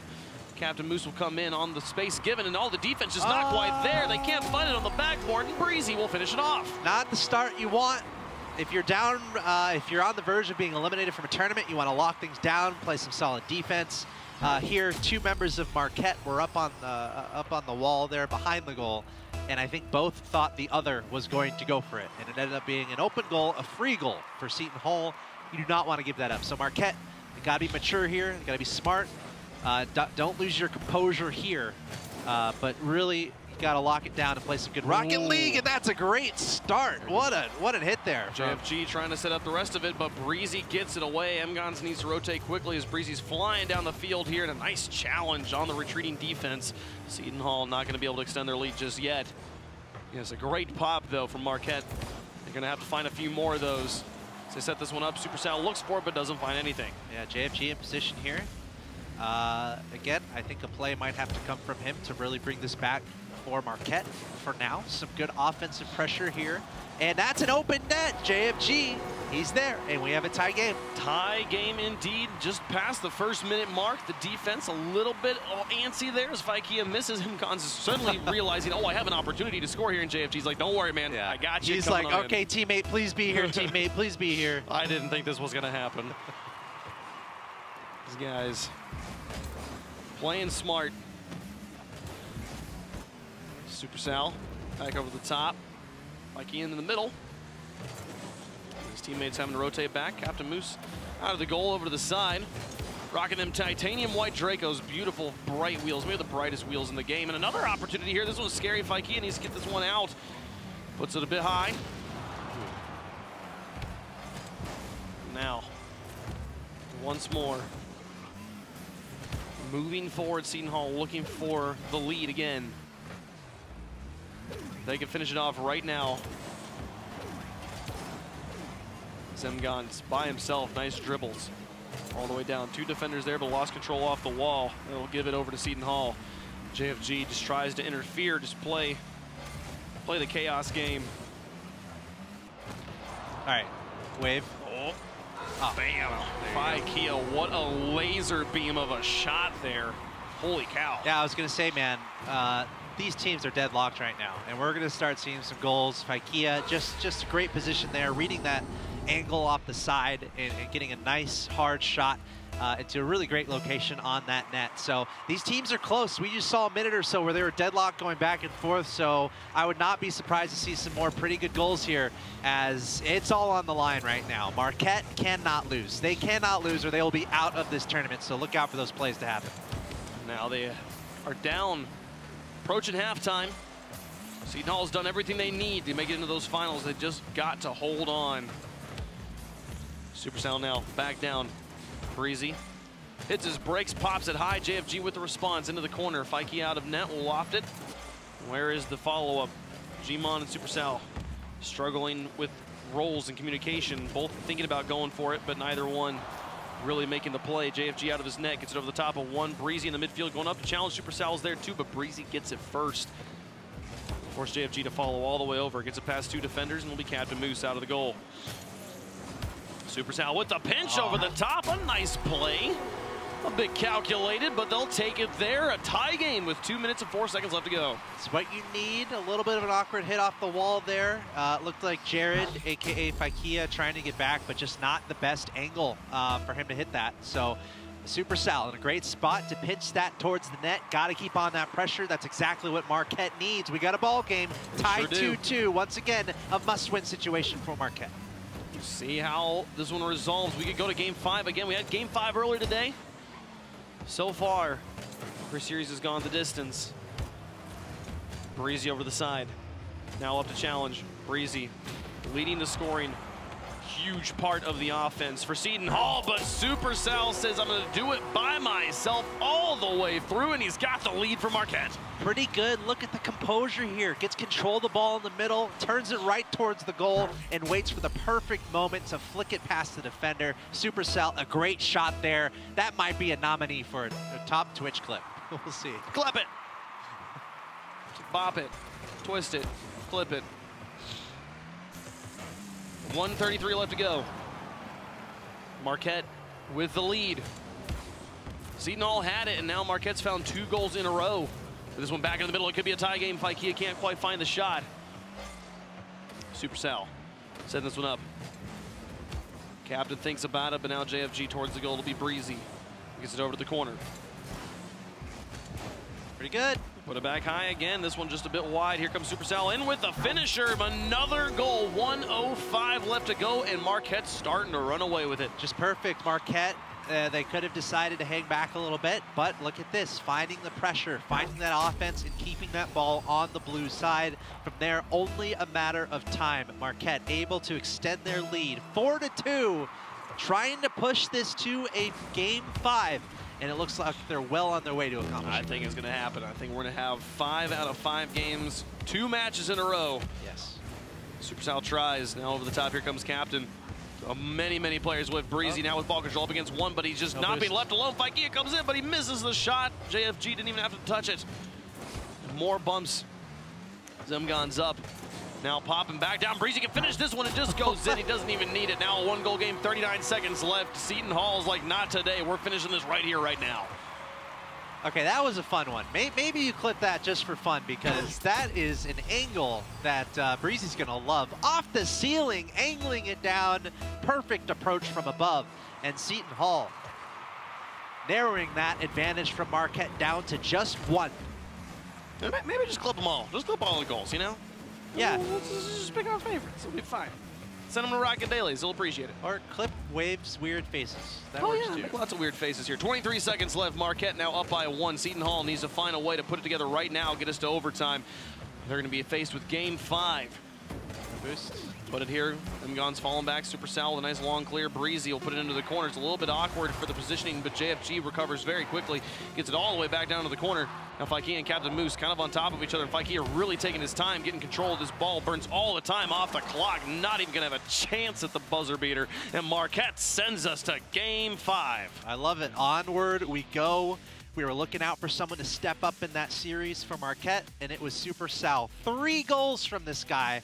5 shots in total. In fact, Marquette led its shots 10-5. So Marquette pouring on the pressure, and Supercell probably the reason for this win in this game. JFG had 5 shots last game. He puts up 4 here, and now Supercell joins him in the nice high shot line of sight there. He gets 5 himself. So yeah, Mgon's kind of quiet in this game, but he didn't need to do much of that flashy stuff. Supercell and JFG have got him covered here, and now going into Game 5, it's this. All this comes down to this moment right here. I'm gonna say the word this one more time, this. We're about to jump into Game 5. Let's take a look at a quote here, I believe from JFG, saying, "We never give up and we are always positive."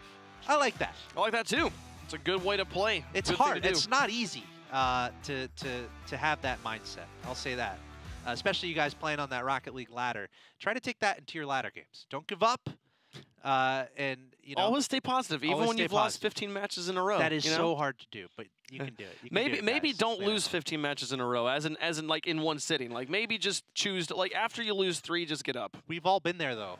Yeah, it's easy to say just get up, but you gotta play for that win. You gotta can't lose on a loss, can't stop on a win streak. Can't stop on a win streak, can't stop on a loss. Speaking of playing for a win though, this is an important one. It all comes down to these 5 minutes for these two teams. Seton Hall against Marquette. Game number 5. The winner stays alive in our Big East Rocket League Championships as Butler is waiting in the finals for the winner of this game. Marquette starting off strong, but Breezy with an excellent challenge, a critical challenge as JFG was about to pick up the ball and have nothing between him and the goal. And now on the other end of the field, Seton Hall looking for it. JFG will get this one away. Breezy now up, putting it back down and in. The JFG with the clear. See, just like that. See that Moose just going up for what? I'm not really sure, but we're seeing a little sloppiness here and there. These guys, they have to get their nerves under control. A very important match. These matches are live. You got to wonder what these guys are thinking, but you got to lock it down, play your game, and play some good Rocket League. But for now, we've seen a few whiffs, we've seen a few misses, so I'm looking out for these teams to really lock it down. Breezy extending the play. Faikia able to turn back around, pop this one. Here comes Captain Moose with an opportunity to send it towards the goal. Mgons will get it off to the side. The worm burner not going to be enough. It's Breezy looking for goalies once more, constantly looking to break up the defensive positioning of Marquette. A shot towards the goal. Small double commit on the ground. It goes back out. Faikia with a miss. So leave some space. Breezy comes back in, but JFG's already got this red. We'll get it back into the corner over the top of 2. Nobody really home as it comes back around. Can they get it? Breezy finally shuts the door just at the last possible moment. Captain Moose trying to get it out of the corner. Supercell and Mgonzo happy just to keep on interfering. Hope to set up their teammates, but here comes a counterattack. JFG nearly makes the save, but the pinch, the team pinch from Breezy gives Seton Hall the lead. I'm clipping that one. I love it. You know, I wonder about pinches in the meta as well. I've seen some discussion about that in the community. Some people are like, oh, well, you're double committing. But, you know, if you're on defense and you're pitching it or you're in the middle of the map like that, I don't see a lot of downsides to a play like that. So great pitch play from Marquette, or excuse me, from Seton Hall, able to give themselves a 1-0 advantage in this oh-so-important Game 5. Supercell moving up. He's got JFG in front of him. Couldn't beat Captain Moose. Mgon's coming around. Ikea puts it back towards the box. Breezy blocks it. Now Gia looking for another one. Get the boost steal. Captain Moose carrying over the top of 2. A nice play there. Supercell comes in, takes it away from him. Now JFG with the response towards the back line. Nobody's really back right now for Seton Hall. Breezy will loop back in from the midfield. Now get the flick across. Here comes Fikea looking for it. JFG takes it away from him. And now looking for another shot by himself. Sends a nice long one. Captain Moose easily cleans this up. I think Marquette has had fewer mistakes overall. But Seton Hall had that one breakaway with the pitch to give them that goal. So I think Marquette is playing good Rocket League. They can bring this back. They just got to keep playing the way they're playing. Look for those openings. Almost an opportunity there. But Seton Hall solid on defense. On the other side, Seton Hall, they have their goal. They have their ticket to the finals. They just have to hold on, play solid defense, and play their game. Got the ticket. Can they punch it? Captain Moose out of his net. Another one over the top. Here comes the follow-up pressure. It gives the bump on Breezy. Mgons can't get it through. Breezy recovers and tackles in. That was a perfect pass from Marquette. Marquette passing play, but I can't remember who's in the middle there. Not able to get that goal. You got to score in those situations when the ball is just gifted to you in the middle. You know, Marquette, they're going to want to play like that back. But look out, they're applying that pressure. They're still in this. It's Captain Moose. Across the field, here comes Fikea. JFG with a win. Over to the edge. Oh, he missed the boost. Supercell up. He gets it back out towards JFG. Mgons will just put it back into the corner before anyone can take a shot. Tries to get it out. Here comes more pressure. Back out. Can Supercell loop back in and get this one? No boost still for him. Puts it up high. high. Which is surprising. Just didn't have time to get back in that corner. Finally, Mgons will get a boost. JFG over the top of 1. Demolition on to 1 player. Now on to 2. A momentary 2v2 on the pitch. Yeah, look out for the demos. It's a great way in the later stages of a series to really knock your opponents off their game and try to get a goal. Ooh, nice plays. Good defense holding on for Marquette, keeping their hopes alive in the final minute. They've got to find a way. And a nice pass inwards and blocked by the Moose. They have what it takes. Marquette has what it takes. They're putting the plays together. They're getting the opportunities. But can they get a ball in the back of the net? They only have 40 seconds to do it. They've got to find it. A double coming up on the backboard. Here's an opportunity. JFG sends a shot, and it's just wide. Supercell with the follow-up. Can he get it? No! You got to score one of these. And he sends it away. 30 seconds left. And they're keeping the pressure on, but just nothing going in. And now the breakaway all the way down. This will burn so much time off the clock. And that's one of the most heartbreaking things, having to run all the way back on a big clear. But Seton Hall playing the defense of champions right now. It's what they have to do. The last chance for Marquette right now. 10 seconds left. Another opportunity. Is anyone there? Almost. But it looks like the defense is true for Seton Hall as we're winding down the time. Fikea all the way back around. He's got it up in the orange. If they can just hold on to the ball and keep it in the air, they've got the opportunity, but it's not gonna happen. Seton Hall in 5 games qualify for the championship. Wow, Seton Hall, what a final game there. So many chances from Marquette. In fact, look at the shots there. 8-4 in favor of Marquette. So Marquette the better offense that entire time, but Seton Hall, they only needed 1 chance.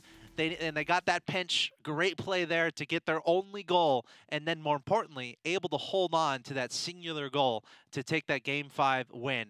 And Seton Hall advancing on to play Butler in our finals. It's something we see top 8 teams do all the time. They'll manage to get the lead and then just hunker down on the defense, just play the long, clear game, just burn as much time as you possibly can. Don't give them any opportunities to score. As long as you've got the lead, you've got the win. And keeping up the saves as well, requiring a ton of maturity and poise from Seton Hall. They get it done, taking down Marquette in our semifinal. They're Butler advancing on, which means we only got one match to go here. It's our championship match, so we're going to take a short break here from the Big East Championships. We're live from the ESL studios in Burbank, California. Don't go anywhere when we come back. It's our final match of the tournament. Seton Hall taking on Butler. Don't go anywhere.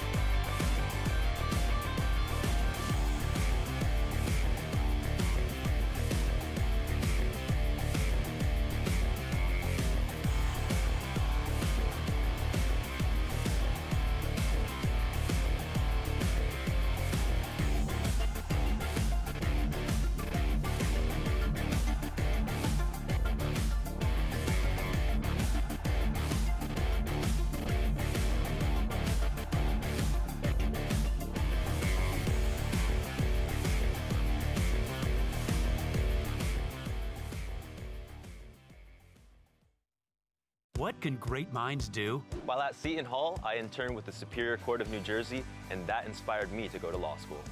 I am a physics and civil engineering major, and I want to work on infrastructure in underdeveloped countries. I'm the news director at one of the top college radio stations in the country. I'm working with my professor on research that could help athletes during sudden cardiac events. I started my own business, Classic Soccer Cleats, and I just sold it to a company in England. Come see for yourself what great minds can do. Family on three, 1, 2, 3. Family! One voice, one heart, one beat. As we say, we are one. You ready? Let's go. This is who we are. We are the hardest working group of people I've ever met in my entire life.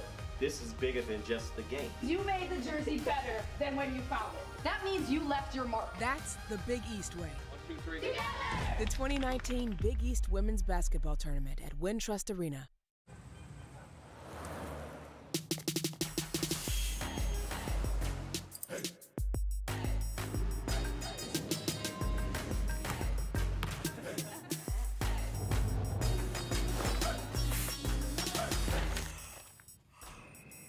Hallelujah.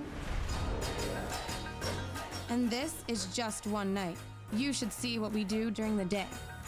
Marquette University. Be the difference.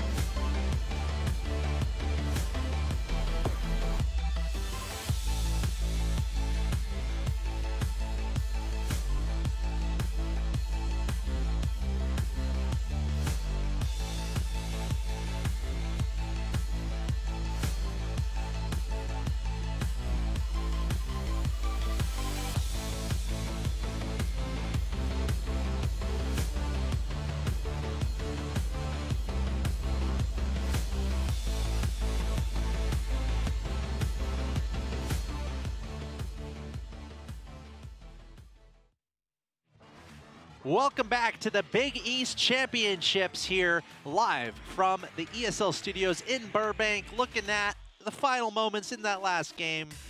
Breezy with a smooth goal for Seton Hall as they're able to advance on to the finals. Welcome back. Again, we're in Burbank at the ESL studios. I'm Axel Toss, joined by Wavepunk. It's been a fun day of Rocket League. We've had 2 best-of-5s, and of course, they both go the distance. I love it. Sure did. This was an exciting one here. This is one we expected to go to Game 5, and it delivered. There was a lot of exciting goals all the way around. Some crazy pinches in this one, and some very physical play from Breezy. Yeah, just a really close matchup, as we were talking about the whole way. Great opportunities for both teams. I feel like it came down very much to, again, the defense and the maturity from Seton Hall. Stay in the ball game, play solid defense, and take advantage of those opportunities on offense. A series that certainly could have gone either way. JFG stepped up in a big way multiple times. But honestly, it might have been very much down to Super Sal, who had just an incredible series there. Yeah, they were very close. Marquette almost made it in, but this one was all about Faikia and company. These guys were crazy. I'm excited to see how this match goes. I honestly don't know. For me, this match is going to be, I think it's about Breezy versus Steven, and who's able to be more effective in their roles, because they've been kind of leading the charges as far as from just kind of the casual way I've been watching over here. I've really enjoyed watching those two players. I'm excited to watch them on the pitch at the same time. Yeah, and looking at these highlights there from Super Sal, again, trying to bring it back for Marquette. But Seton Hall, they were able to get it done. A big deal for this guy, too. Jared, welcome to the broadcast. First of all, your name was different in the game. You confused us for about 30 seconds. What's going on with that as your first question? I just did a recent name change because my own name was C9 Jared. And, of course, that has problems with C9 the org. And then once I hit Grand Champ, I heard a lot about it. So I just changed it over to a name from my fraternity. And, yeah, that was pretty much it. The rest is history. I love it. Talk to us about that series, man. Very close all the way through, all the way to Game 5. How did that kind of go for you?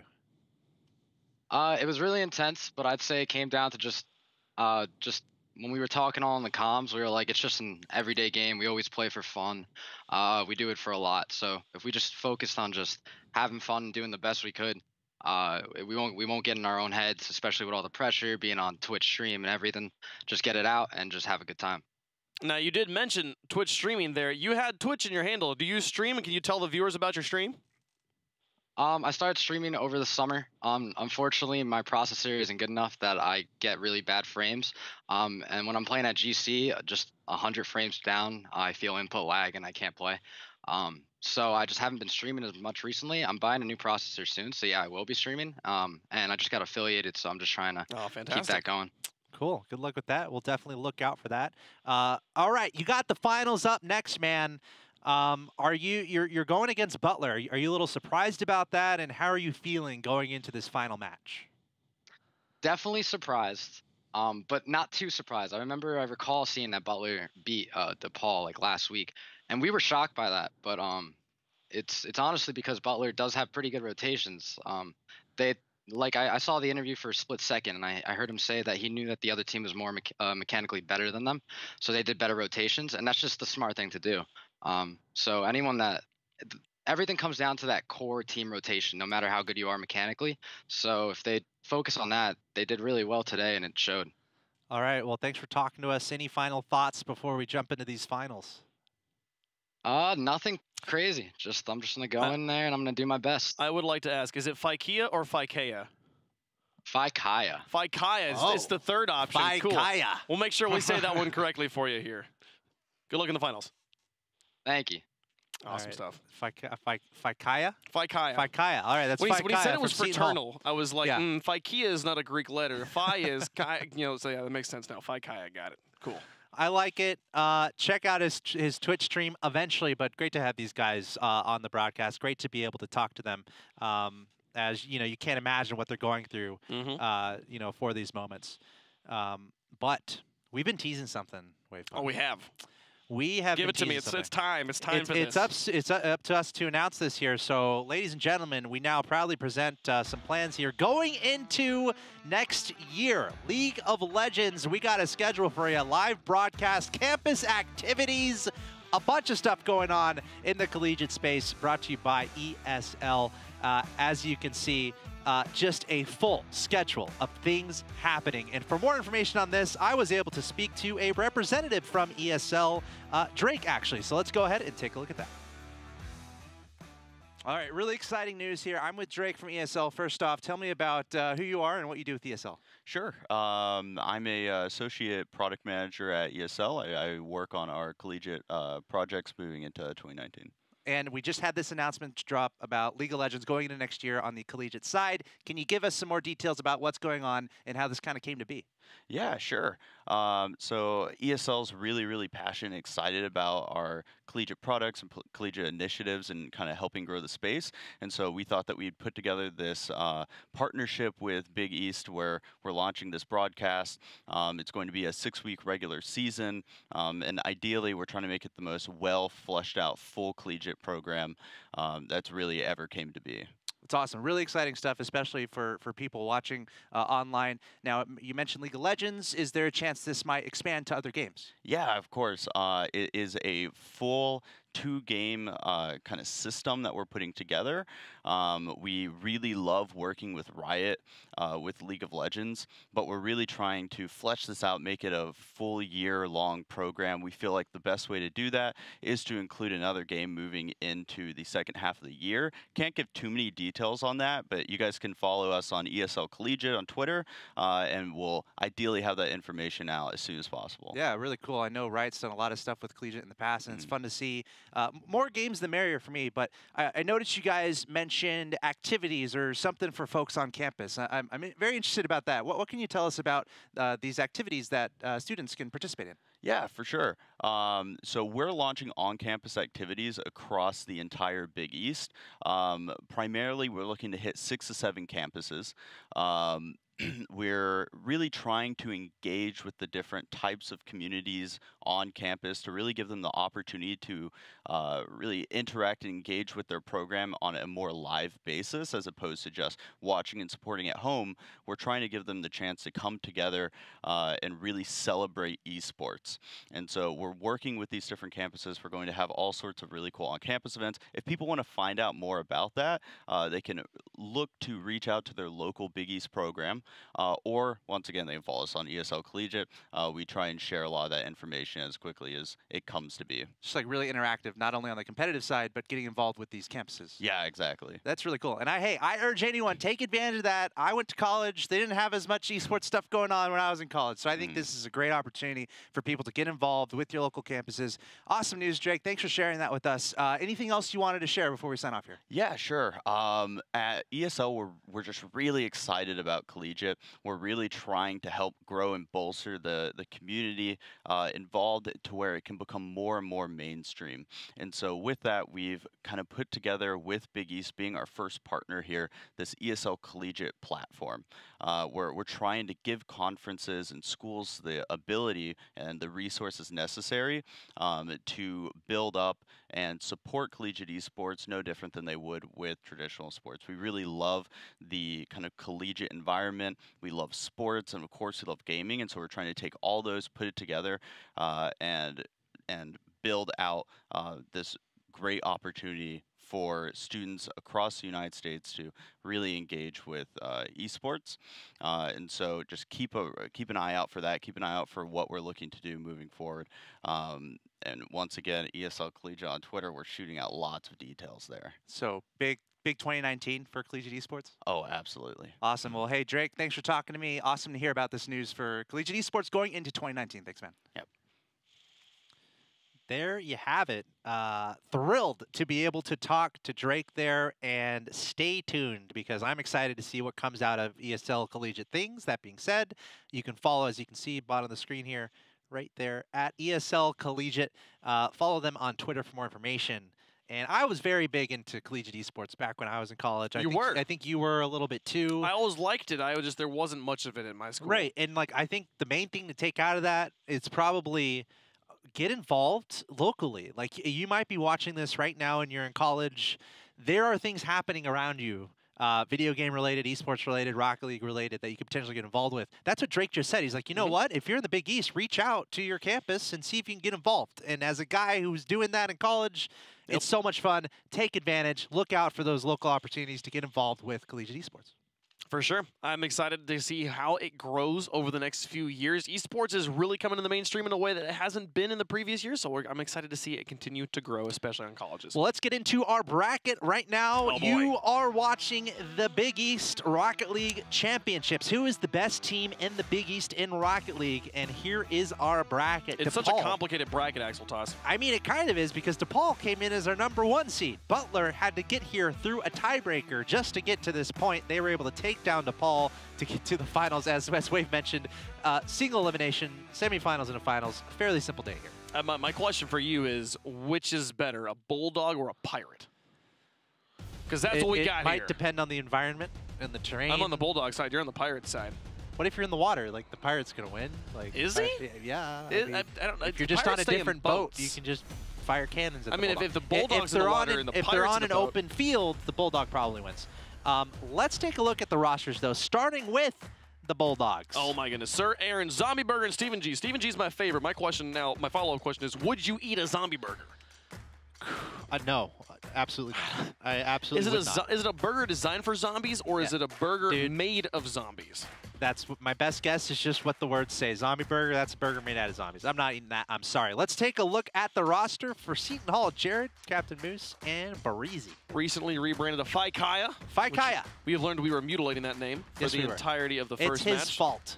He didn't tell us, and he spelled it with, like, what, 14 vowels? Yeah, so it's a confusing one there. But I'm still looking for my favorite moose, my favorite mammal, to get involved in the plays. He was definitely kind of the cleanup man, kind of in the background, holding down the back line of things there for Seton Hall. We'll see if he gets more involved on the offense here. They're going to have to play lights out Rocket League if they want to take on Butler. Butler was looking great earlier today. I'm trying to fold you a paper hat. If you could pull this off, I'll do it during the match. I'll wear it. It's kind of working. I'll wear it if you're able to. I'll do it during the match. But he has a paper hat topper, which I think is pretty. You're supposed to use a newspaper, and the newspaper pieces of paper is like this big. I'll see if I can track down. I don't think you can do that out of one of these. But let's take a look at the head-to-head matchup here. I'm interested to see this. Okay, Seton Hall a 2-0 advantage over Butler in the regular season with 6-2 individual game advantage. So we'll see if they can make it 3-0. But the last time we saw a team that had a 2-0 advantage over Butler, beat them. DePaul did not. This is not a hat. All right, there's your hat. We're getting into the next match. I just made a paper hat for Wave Punk. This does not count as a hat. You're welcome.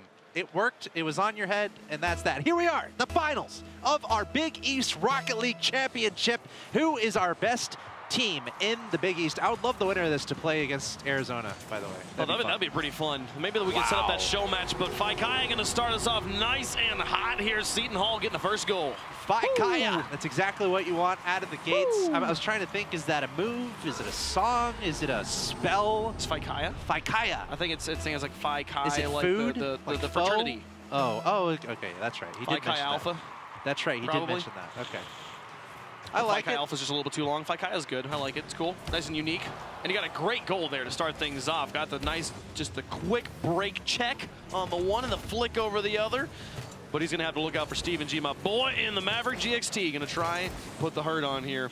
Yeah, and Seton Hall just coming off of a very close series in the last match, so they might be a little bit more warmed up, but I would expect Butler has probably been scrimming at least a little bit coming into this match. So certainly the start, that is the dream for Seton Hall, getting that first goal very early. Now from here, you know, sometimes we see slower matches happen where one team really tries to protect their lead, but a double touch attempt from Captain Moose himself. I'm so sad it didn't go in. That's the second cool goal that Captain Moose has hit. It did not result in a point. They'll have to just keep on playing. Sir Aaron looking to keep the pressure on, and finally another one there. The pressure from Seton Hall, now up by 2. Faikaya with the only goals right now that we've seen in this series, and just placed himself really nicely. Seton Hall was applying a lot of pressure there. Faikaya was like, all right, we got this pressure going. I'm just going to chill in the middle for a second, see if a ball comes my way. That's exactly what happened. A great redirect for a fairly simple goal, and now Seton Hall 2-0 advantage. Steven G rocking them Cobalt Aereo Mages. Nice wheel that I'm not sure if you can get any more of those anymore. I think that was just a last year RLCS item. Your window of opportunity might be gone now. Unless you trade. He's a proud owner. Here comes Faikaya.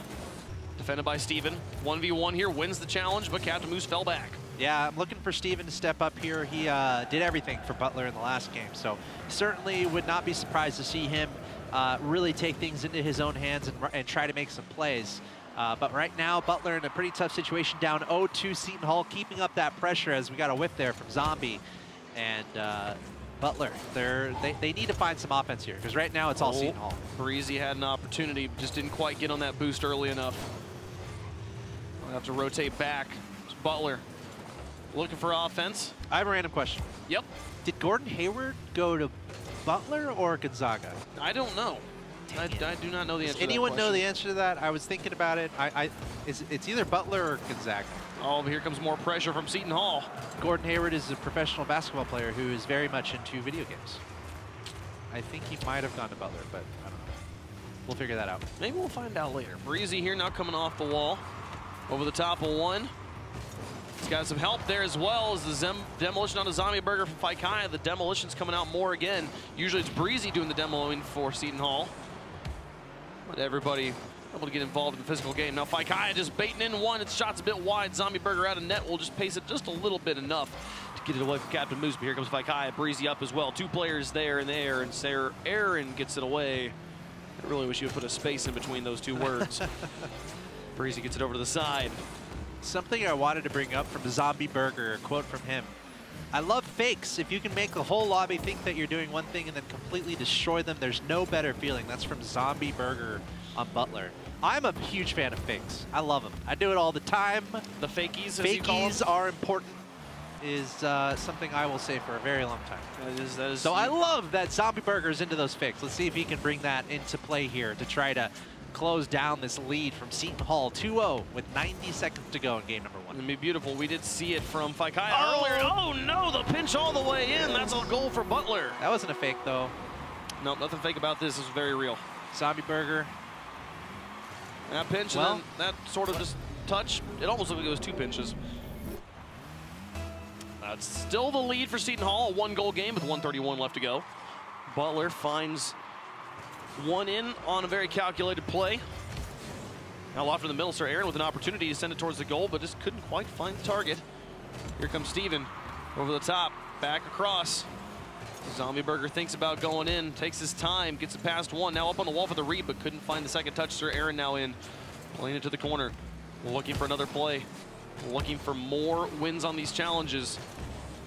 Right now, Butler's doing a good job winning like one, maybe two, but they can never get all the challenges to give themselves the opportunity at the shot until this just goes off. They didn't need the challenge. Steven backwards and goal ties the game. What just happened there? All right, Zombie Burger launches it up, and Steven is there right next to the goal. Gosh, that is so hard to read. That's nuts. He knew he had to just stay there, jump, and barely tilt his car to put that in the back of the net. Great shot there from Steven. Incredible pass from Zombie Burger.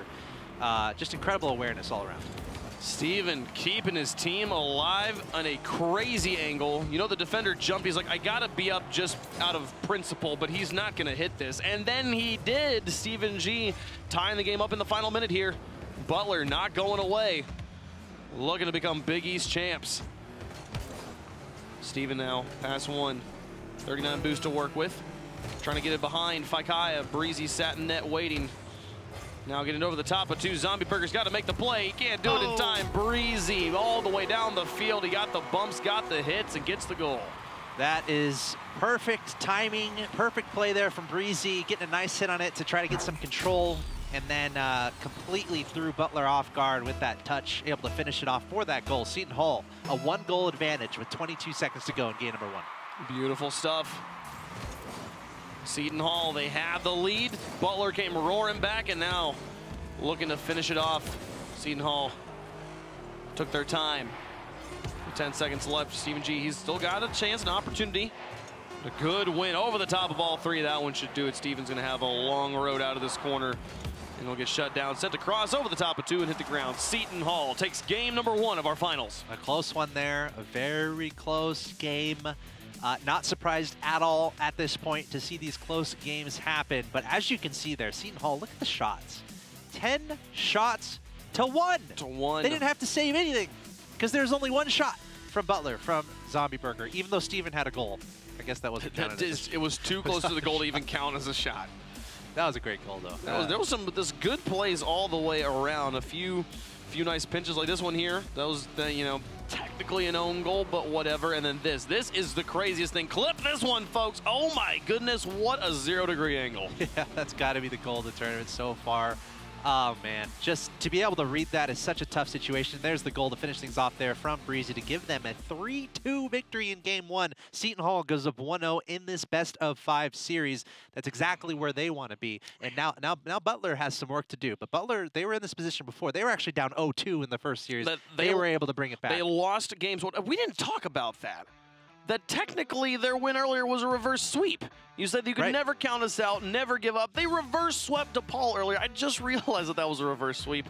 Man, I'm doing my job. And he really likes fakes, so I'm a fan of Zombie Burger right now. He doesn't give up, and he likes the fakes. But you wouldn't eat him. He loves the fakes. No, I would not. You love this guy, not. but you wouldn't. Sorry. No. Come on, man. You gotta commit to being the Zombie Burger fan. You know, maybe he has a special recipe that I might consider. We'll have to ask him about that. But he's got to stay alive in this tournament if we're going to have a conversation, because Butler currently down 0-1. They don't give up, though. Seton Hall putting themselves in a nice position to start things off in this best-of-5. Butler starting off with some aggression. Steven keeping it on the orange side. And I wonder how fast they're going to start things off here to try to get an early goal. Putting that one up, Sir Aaron following it. Faikaya and the Aaron gets it past 2. It's just Steven in the back. He'll get this one cleanly past his teammates as they rotate. An attempted shot from Sir Aaron, but it won't be anything. Here comes Zombie Burger in with another shot. Gets the demolition of Faikaya as well. Captain Moose will have to close that gap, and here comes Sir Aaron with a lot of momentum, keeping this pressure on clean. And there's Steven through the air. Oh, such a good play. Butler's playing hot right now. That's what you have to do. The entire first 30 seconds of the game, the ball has been on the orange side. Butler pouring on the pressure, and that was a great pass and goal there. Steven able to finish off that pass from Sir Aaron, putting Butler up 1-0 in this game number 2. How does Seton Hall respond? For that early aggression, they're going to need to find a way to keep ball control, and Breezy does Breezy things. Goes up, gets the punt, and then goes immediately for the goal. He finds him too. Now looking for the setup here, blocked by Steven. Steven versus Breezy. A matchup to watch. Steven wins that challenge. Falling back, Faikaya with a pass inwards. Breezy shots a bit wide. Sir Aaron move for boost, and look for the transition here. Nice touch over the top of 1. Steven G can't quite get there in time. The shot, oh, it's just wide. Captain Moose couldn't find a way to doink it in. Breezy putting this one back across here, looking to set up his teammates. Gets intercepted by the defense. Faikaya, oh, he gets a little bit ball by Captain Moose. Out of the corner, now having to play some little bit scrappy ball. Breezy through the air, dropping it back down. Want to give it to Faikaya. And nobody wants to touch the ball right now. It happens. And this one will turn into a goal. There you go, Breezy. So quickly, it goes from chaos, who has the ball, whose is it, to a goal in someone's direction. And that's just awareness from Breezy. Seeing that pass come out of that clump of players and then striking, taking advantage of getting a quick goal there. Seton Hall tying up the game 1-1. Yeah, as long as you can just put it on target in those situations, oftentimes it will result in a goal. But then the players have the time to reset immediately afterwards. Butler had the lead. Seton Hall ties it up. Now Captain Moose, pass 1. Sir Aaron in the corner. Just has Steven G coming on in. Zombie Burger rotating around in the midfield, looking for opportunities, but having to fall back as nothing was coming of it. Punts it over the top of 1. There's Faikaya over to the side. Breezy following, but Steven G will win. Now a 1v1. Steven G in the air, onto the backboard. Faikaya well placed on the backboard, positioned himself correctly. Got that one away in time. It's Breezy over to the side. Kyle wins the challenge with Zombie. Sir Aaron now playing it to the edge.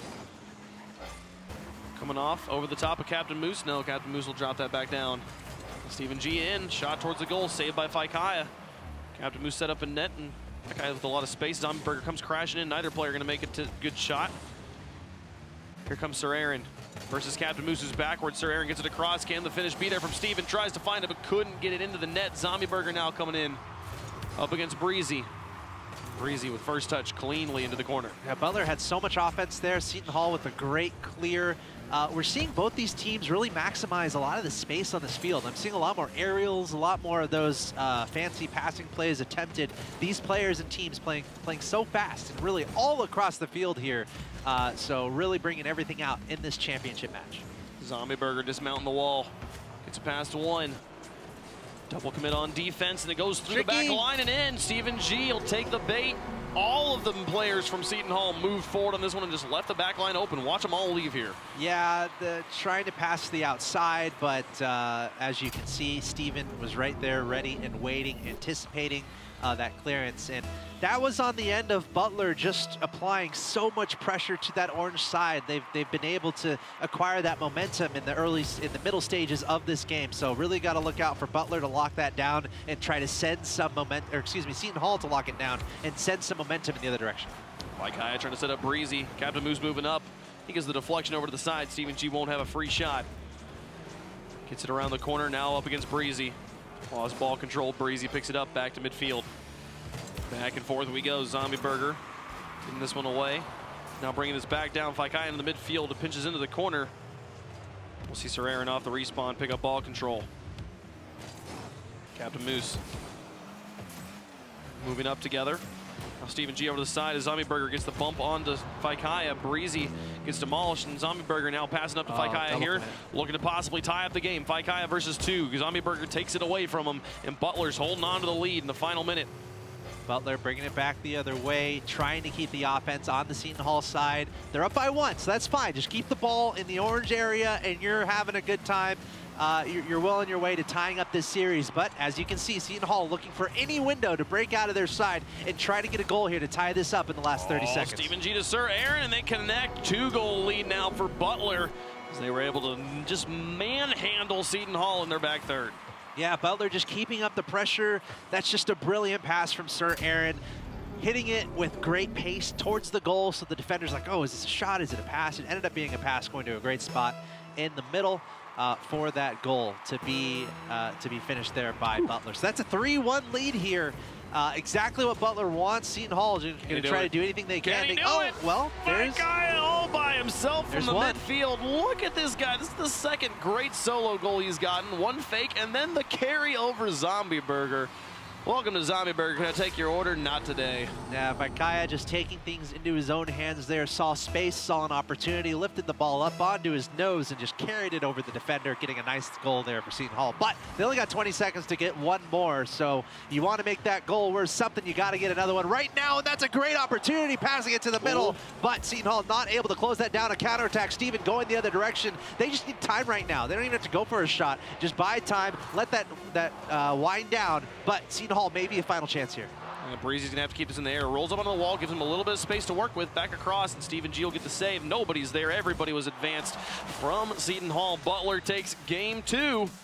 We're all tied up at 1 game apiece. This series going back and forth. I like it. This one maybe a little bit closer than the last game. Butler showing up in a huge way. Steven G, we saw him step up in a huge way against DePaul in the first series. This time, 2 goals from him and 4 shots, 1 save, 1 assist. So some really nice stats there from Steven G, doing what he has to do. But again, Butler just looking out for those little opportunities. And I feel like once they got that 3-1 lead, that's what you really look for. So they were just coasting from there. Yeah, Butler just, I feel like just better map awareness, better field awareness.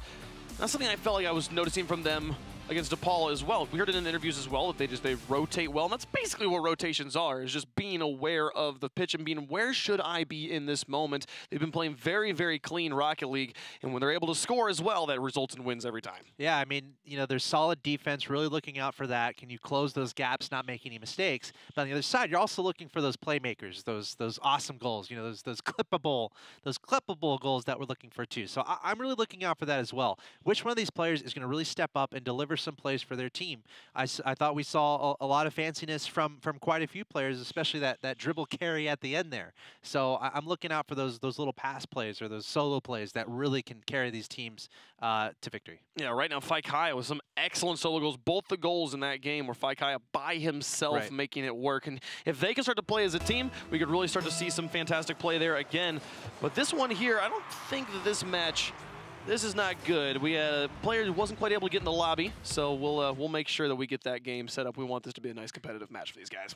Yep, we'll get back into that in just a second here. But I really feel like these teams are so close. It's so nice to watch, and we're deadlocked 1-1. So I really feels like it comes down to just minimizing those mistakes. Just you got to stay like a rock on defense, because the moment you're whiffing, and we saw a little bit of that, at least in game 1. The moment you start whiffing or confusing your teammates, that's where it can get pretty problematic. So Butler wasn't supposed to be here. This was supposed to be DePaul's match, and Butler said, I don't think so. This time, you've got to play on the day, and they weren't able to do it. DePaul choked. Butler comes out on top. And just look, these were some crazy goals. Steven in particular, this was the first one of the 8 goals something he's scored now. I think he's maybe up to 10 now. These guys have been pretty crazy. Yeah, again, so close. It can go either way. Like something we've seen reoccurring here today has been those counterattacks. So I'm really looking out for that as well. You know, can you give yourself opportunities? And we've seen that. A lot of these opportunities, but then we see like the saves that just barely happen, and then the counterattacks happen. So you got to be able to give yourself those opportunities, but don't overcommit too much. I think we've seen that mistake a little bit today, where it's like, okay, we got this passing play, my teammate's going to score, I'm not going to play as defensive because we got it. You can't be thinking that way. You got to go for those offensive attempts, but then get back as fast as you can, because counterattacks are king today in a lot of these goals. And Butler was able to rely on Sir Aaron in net so often, and we haven't seen that be important yet here in the finals. And that's a thing that if Seton Hall is able to start scoring a lot, we could start to see Sir Aaron become more and more a part of that defensive game. They're going to have to find a way to start scoring first off, and then once they do that, they're going to have to figure out a way to deal with Sir Aaron as he starts to light up. Yeah, and I love that the defense that we're seeing as well, especially once you stretch these series on, or we're getting into the nitty-gritty of these games. You're going to require very good plays, very good. You got to play some good Rocket League to get those goals, because some of these saves are ridiculous. And when you're in the moment, your back's against the wall, everything's on the line. Such an important weekend. I feel like we have the potential to see those crazy plays, and we have seen some crazy saves that have been really wonderful from these teams. But that just means you have to work that much harder to get a goal, because that's how well these teams are playing. Taking a look at our bracket, though, we came into this weekend. We came into today with 4 teams: the #1 seed DePaul, the #4 seed Butler, the #2 seed Seton Hall, and the #3 seed Marquette. But the upset we saw in the first match of the day, Butler, a 3-2 victory over DePaul, and they had to reverse sweep to do that. They had to come back from being down 2-0 to get to this point, and now here we are, Butler against Seton Hall. We are tied 1-1. This is game number 3, so it's effectively a best-of-3 here to find out our Big East Rocket League champion. We'll figure out that champion here in just a few moments. The time of this Big East championship starting to run low. They're coming here to the end. These guys have played their hearts out today. Butler trying to make good on the crazy upset they were able to pull off earlier. Crown it with the championship here. Complete the Cinderella story. What a bump! Oh my goodness, it's just in! Zombie Burger's like, hey, you want fries with that, man? Look at this guy. He's so good at this, his field awareness. Look, so the ball goes through the air, and then he comes up, he looks like he's going for it, and says, nah, I'm gonna go for pie and get in the back. Oh my gosh. Yeah. That's a crazy play. Great awareness, and we've seen that from Zombie Burger today. We've seen him with his demos, getting the goalie out of the net, really being active about that. I love it. This guy, I already fell in love with him when he said he loves fakes. If you mix in the demos too, that again, that's another element of beautiful in Rocket League. How much ketchup do I have to put on a Zombie Burger for you to eat it? I'm not eating the Zombie Burger. Fine. Breezy getting a nice clear off the backboard. Faikaya to follow it out, looking for the response here, and he gets a challenge. He'll be able to put that one in as well. Faikaya has been instrumental for Seton Hall as he ties the game here in game 3. That's a little tough, especially after such a great first goal. Just not the best challenge there on defense, and Faikaya maybe a little bit lucky with how that bounced off the ceiling there, right back in front of him. And that's a goal from Seton Hall. They'll take that every day of the week. And now we have a tie game, 1-1 in our tie series. This can certainly go either way. I love the aggression once again from Zombie Burger though. So I'm really looking out for more demos. I think that can really dictate a pace of a championship match. So look out for the physical play. Oh, Zombie Burger, he didn't believe Steven was going to win that challenge. He was nearly there, and now a counterattack opportunity. Faikaya misses as well, gives everybody time to get back, and then a series of unfortunate events wraps this one all the way back around. My goodness. You cannot whiff right now. You cannot miss the ball. I think even Jared, our first interview, mentioned it. He said, hit the ball. It's good to hit the ball in Rocket League. You can't miss right now. This is a championship match. You must not whiff. Here comes Faikaya versus Zombie Burger. Trying to fake him in, but not getting any bites. So Faikaya got one in the corner. Play back inwards. Zombie sending it towards the goal. Breezy through the air. Sir Aaron's up, drops it down. Steven here in the corner. Nice play underneath Faikaya, but crashed back in by Captain Moose. Zombie Burger to try and get this one out. Captain Moose will get the boost out of the corner. Sir Aaron just keep this play a little bit dead on the side here, and just everybody's struggling right now to get the ball to go where they want. Yeah, Seton Hall, they're doing good right now. They're taking control of the boost. They're keeping it on the blue side. Butler is certainly scrambling right now to keep this out of the defensive side. That's a pretty nice clear there from Steven. But I feel like Seton Hall has a slight advantage right now, and there's another bump. Look out for the physical play. Breezy following it up, looking for an opportunity. I like how Seton Hall is playing this right now. Yeah, there's very physical players on both sides as Faikaya gets demolished in net, and now Butler moving on up. Another demolition onto Faikaya on the respawn. He can't get this one coming back down. It'll be Captain Moose to get it away. He had one boost to get that. Everybody playing very physical. Faikaya out, Steven. Stalls this one, a nice trap. Oh my goodness, like an incredible play. Look at him come off the wall here. We're on the ground. Look at that. Oh man, just the smallest touch to put it behind. Captain Moose tried. You know, Captain Moose probably shaking his head a little bit. I think he thought his teammate had it, so he might have misjudged it a little bit. He's just struggling to turn the wheel with his hooves, man. Yeah. Cars aren't built for Moose. Aren't they? Maybe in Rocket League they are. I don't know, man. We'll see. Breezy getting demolished by Sir Aaron. 1:55 left to go in game 3. Very decisive game. Winner gets match point. Sir Aaron under the wall. Fi gets it past one. Zombie trying to get out of his corner, but Captain Moose putting it back time and time again. This has been something we've been seeing Seton Hall do repeatedly here in game number 3, is just play the ball into the corner. And this is something that we saw DePaul doing a lot against Butler, and it never turned into a goal. Zombie Burger gets another one. 3-1 up now as Butler. That's another head shaker. You don't want to let that one in. The defender was there, Captain Moose, but he just kind of maybe a little bit of a mishit on his controller. It's a nice ballet move, but doesn't save the goal. It's happened to all of us. You think you think you got it read, but it goes a little bit further than you anticipated, and that's a goal you never want to let one of those go in. But hey, you know, Seton Hall, they've been playing well. Ooh. They've had a lot of pressure. There's Faikaya getting a goal. It's just that, you know, they haven't been able to convert these goals. They've been able to apply the pressure, keep it on the blue half. Finally, they're getting a goal there, but they have to keep that up. Keep the pressure going. They're playing well. Keep that ball on the blue side and look for another one of those opportunities. That's 4 goals in a row for Faikaya spanning 2 games. He has been absolutely the only thing working on the Seton Hall offense. And he's going to need some help right now. Zombie Burger winning one challenge. Breezy in the back.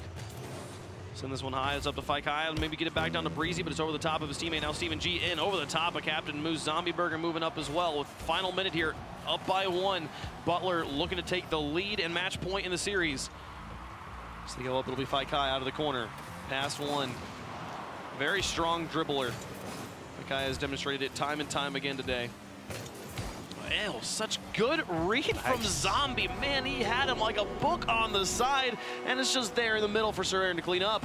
That was effectively a solo play from Sir Aaron, bringing it up on the side of the wall there, dodging past 2 defenders, really taking him off guard. Great play by Zombie Burger to get that pass over to Sir Aaron. And I feel like that might have gone in, but just to secure, I like it. Just a great play there from Butler overall. And again, that's something I was really looking out for. Where are those solo plays? Who's really going to step up? And that was Zombie Burger is having just a great game here this game. This one, man, it's looking very similar to the DePaul match right now, as we're seeing Seton Hall constantly go for corner play. It doesn't work out for him at all, and eventually Butler's able to punish. They put in another one, whiffs all around from the defense of Seton Hall. 12 seconds left. This game's in the bag. Butler, one away from being your Big East champs. There's the fake. That's what I'm talking about. Zombie Burger, he wasn't hitting that. He was leaving it for his teammate there, Sir Aaron. And just, again, heads-up play from Zombie Burger. Just a great game here. Now Butler up 5-2. And if you're talking about momentum and a best of 5, this would be the perfect way to advance on into a deciding game. A 5-2 win for Butler. That's how you draw it up in the textbooks. That's how you draw it up in the playbooks. You know, Seton Hall with plenty of opportunity, but I think that really came down to Butler and some solo plays, especially from Zombie Burger, really stepping up, making the plays happen, and setting up his teammates. Look at the stats there. 2 goals, 2 assists, 2 saves, 5 shots. Zombie Burger all across the board. Yeah, man, he's trying to win your hard axle toss. He's trying to make it happen. It's you're just two anti-zombies right now. Yeah, look at that, those beautiful bump plays. He had some absolutely incredible goals. Even the goal that Sir Aaron scored there at the end was really a Zombie Burger goal. Steven also having some incredible plays. Butler just absolutely lights out Rocket League here. Well, look at that, absolutely has him read from a mile away. It's so difficult to do it when you rotate it 90 degrees on the wall like that. These guys, absolutely incredible. You know, Sir Aaron? Yes. He plays a lot of Rocket League, but it's not the only thing he does. He does some other stuff too. Does He's got some hobbies. It says his hobbies are music, dance, theater, and the ladies a winky face. The ladies with a winky face. Plural, not just one. He is on the prowl right now, Sir Aaron of the round table of Butler. Done with your Rocket League games, go out to the college bars or whatever and hang out. Talk about how good you are at this. I wonder how you play. Rocket-powered game. You know, if he wins this game and he's like, I'm the Big East Rocket League champion, they're like, oh, really now? There's some Rocket League. Call my mama. There's certainly some Rocket League pickup lines that can be utilized. Have you ever used? Hey, I'm the host of the RLCS. Hey man, and have it actually work?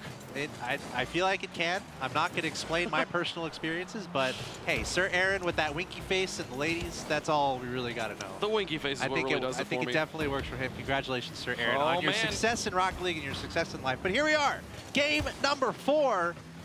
Butler on match point. This team was tied for 5th and had to win a Game 5 thriller just to get into this tournament, and now 1 game away from being the Big East champions, completing the Cinderella story of the ages. Can they do it? They're going to have 2 opportunities here, but Seton Hall looks to play spoiler. We've gone to Game 5 every series so far today, Axel Toss. Yeah, and not surprised, all these teams so evenly matched. I love to see it. Seton Hall, they've been playing good Rocket League. They've just let some solo plays, they've let some counterattacks get the better of them. But I feel like last game, they were having a lot of pressure on that blue side. So I think Seton Hall, keep that pressure going, play your game. This is not out of reach. Do not give up a goal, though. I think that's very important. Seton Hall has to get the first goal if they want to win this game. Be a very important momentum shift. Right now, Butler, 2 games in a row they've won. The last one was pretty dominant. Coming through the air, dropping it back down into the corner. 3 players crowded into this corner for Seton Hall, and nobody able to gain ball control at all. It's out in front. Zombie Burger just waiting for his opportunity. As Sir Aaron puts it back across. Fight Guy actually gets the clear, but then Steven G, what a pounce back in. And Zombie Burger, no! He had to score that. It could have been it. It's off the backboard again. Stevens all the way in the back. Oh my goodness, Seton Hall breathe a sigh of relief. They somehow get out of that without getting scored on. There's still pressure on them. You know, you got to get that junk out of there. You can't let the awkward balls happen that are near the net. You don't know who's going for it. Everyone's at a boost. You got to get in control of the game. You have to do it right now. Seton Hall, they don't have time to mess around. They need to figure out a way to get that composure, get that momentum, get that possession. But no, Zombie Burger, right as they say that, turning around and scoring on the other end. He tacks some onion rings onto the order, and it's the lead here in Game 4 for Butler. They've got everything they need to be those champs. Gosh, that's heartbreaking for Seton Hall. Again, with all the pressure they were applying, but allowing a goal in on the, and again, they're on the verge of being eliminated. This is the championship match to find out who the best team is in the Big East. Butler making a strong case right now as we see Vaikia finally converting one. And that it was all Sir Aaron there in the midfield. He missed it, and that bounce is absolutely perfect. He gets any other bounce there, the defense gets back in time, but he gets the perfect one to where it doesn't lose any more speed on any more surfaces. Like right place, right time, ties up the game, keeps Seton Hall in this. If that happens to me, the ball finds some crazy angle to go into the It just rolls up the wall, just keeps on going up. But it goes into the goal somehow. Yep, the wrong goal. Some ridiculous angle. But we're tied 1-1. Seton Hall, a must-win for them.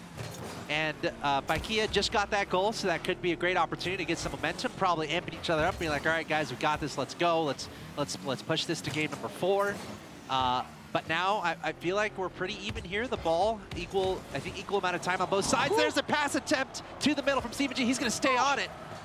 But the defense is solid here for Seton Hall, and they're going to try to push it back the other way. They do a good job avoiding a very scary situation. Butler is playing great Rocket League right now.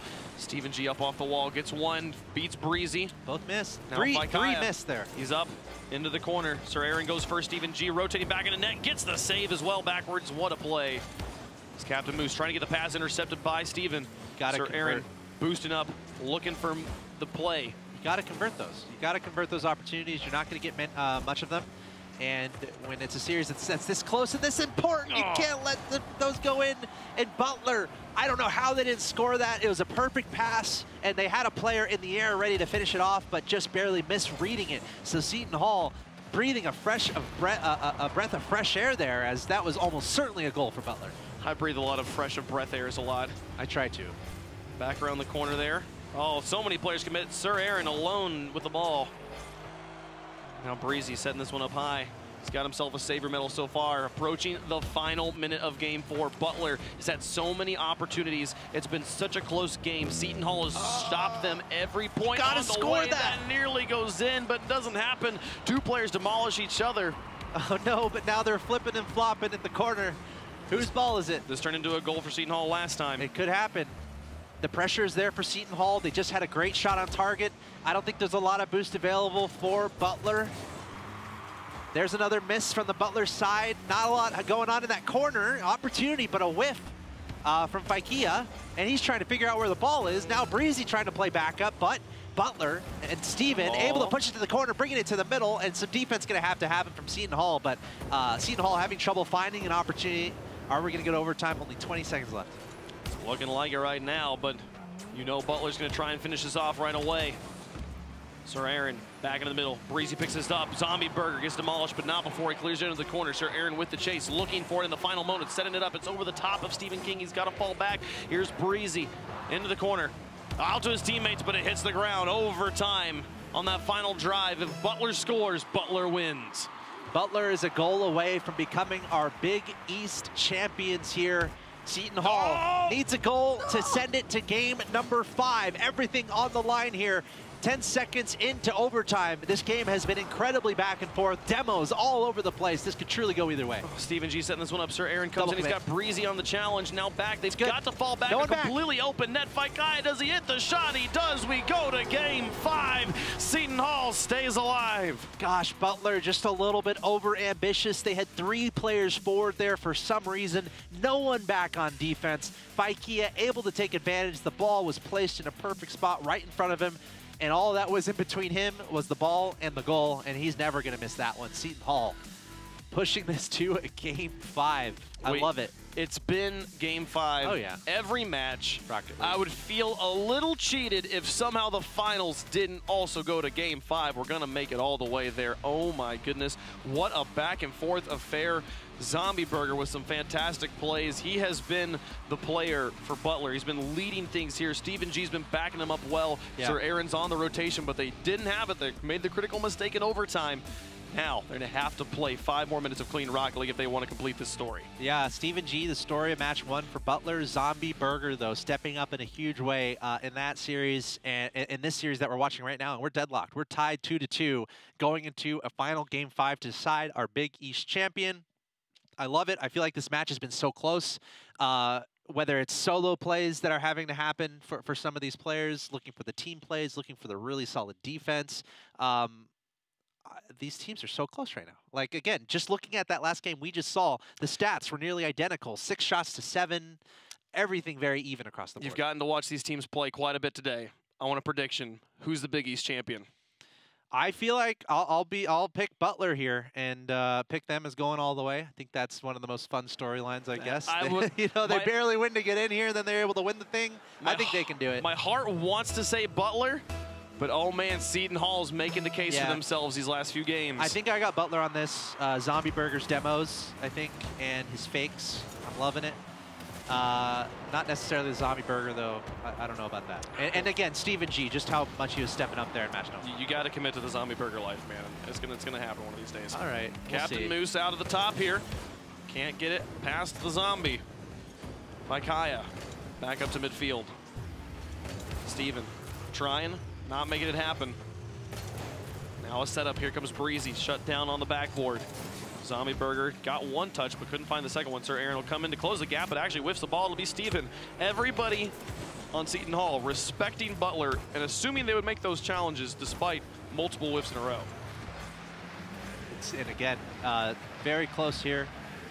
Possession going back and forth right now. We're seeing Seton Hall on defense. Butler pouring on the pressure. Who's going to make the first mistake? When are the demos going to start happening? The most important game 5 for both these two teams here with their season on the line. Nice pop to put it over the top of one, and now a play behind. Steven G trying to move up. Here comes Zombie Burger. Breezy gets it past him. Sir Aaron on the wall wins this challenge. Intercepted by Faikaya in the mid. That's good. That's a good one to hit for Seton Hall. Those ones that go way up in the air, if you're able to get the advantage on that, one player from the other team is going to be wildly out of position, so it's a good opportunity to make something happen. Seton Hall trying to keep the ball on the blue side, but again, we're going back and forth here, a little bit of ping pong. Another win. Faikaya consistently doing well in the 1v1 department. Now Breezy trying to play backwards. Steven G happily taking the ball from him. Now pop back out to Sir Aaron, moves in, gets it through 2, and wins another challenge all the way into the goal. Sir Aaron will just read everybody, and Butler's got the lead again. Sir Aaron just keeping his eye on the ball there and flipping forward, and it worked out.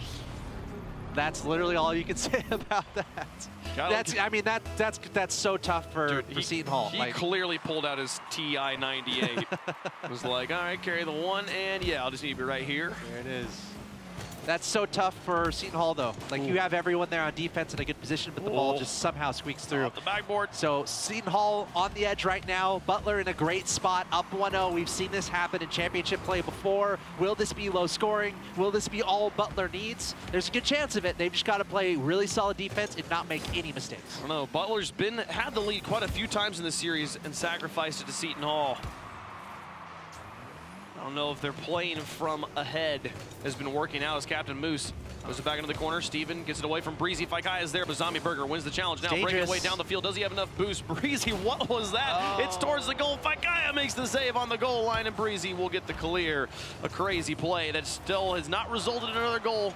Butler's put on a lot of pressure, but now the counterattack. Breezy sends one towards the goal. Yeah, I feel like Seton Hall is playing a little bit too hysteric. They're sending a lot of people forward. They almost gave up a goal there because everyone was up. So Seton Hall, you're just down by 1. You got to calm it down a little bit. Don't go for all these crazy double commits, crazy plays. Just try to find that solid ground. You're playing good Rocket League. You're only down 1. Just don't throw it away. Hit past 1. Faikaya lofting it across the field. Steven. Oh, the demo from Zombie Burger. Onto the side, gets the setup here. Sir Aaron doesn't connect. The defense didn't have it either. We'll stay at 1-0 in favor of Butler. Nice touch from Captain Moose. Sir Aaron's got the counter, but here comes Faikaya and company.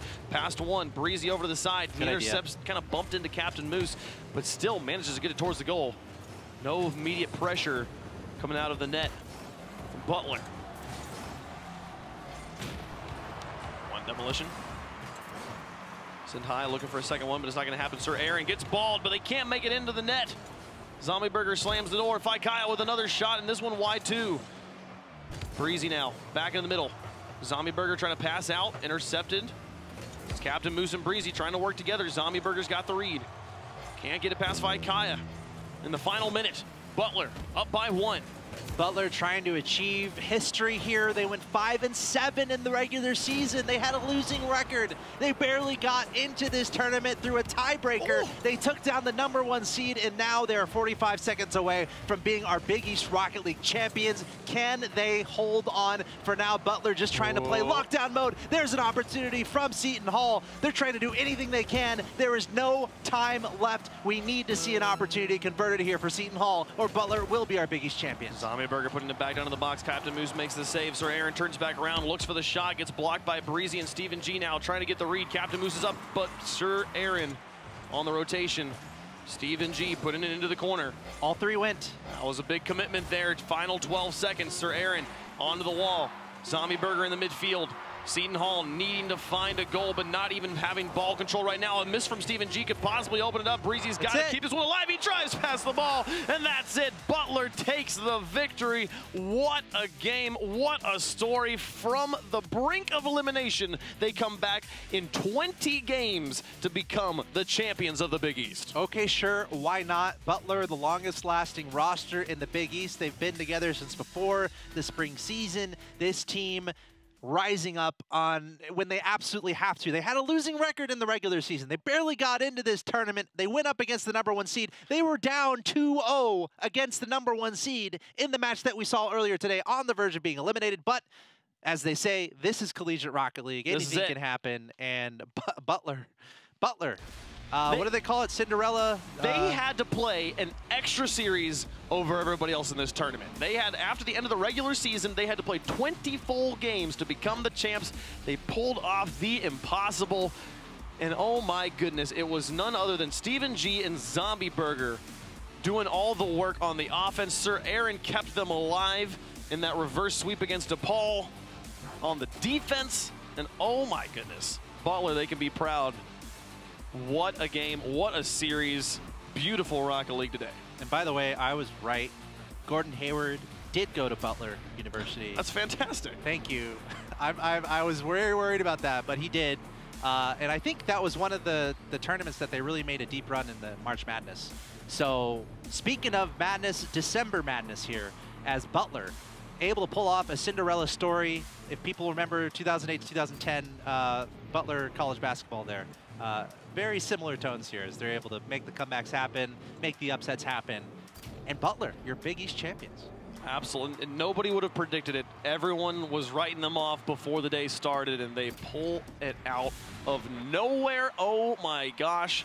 So many goals too, back and forth. Vaikaya, if I have to call out one player on the other side, Vaikaya was absolutely instrumental. He just needed some help from the rest of his team. It's Butler that comes out with the victory here in the Big East. Yeah, we had that overtime, but then Butler closing it out. And we have Jared on the line once again. Steven G. Oh, sorry, Steven G. Jared lost. Apologies. Steven G, we talked to you earlier today after your first match.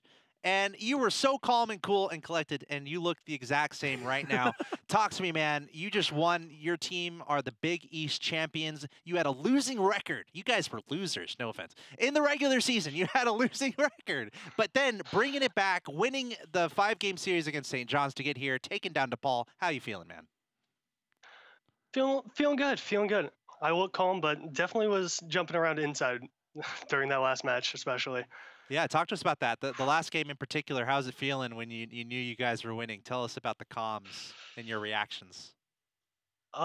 Things went from calm at the start of the series to almost everything was yelling at the end of it. We were just shouting at each other, trying to make sure everything went right and trying to see off a final victory. What's the key there for you guys too, going up against Seton Hall, especially with how back and forth that series was? What were you guys what did you guys have in mind to really try to pull out the win in such a close series?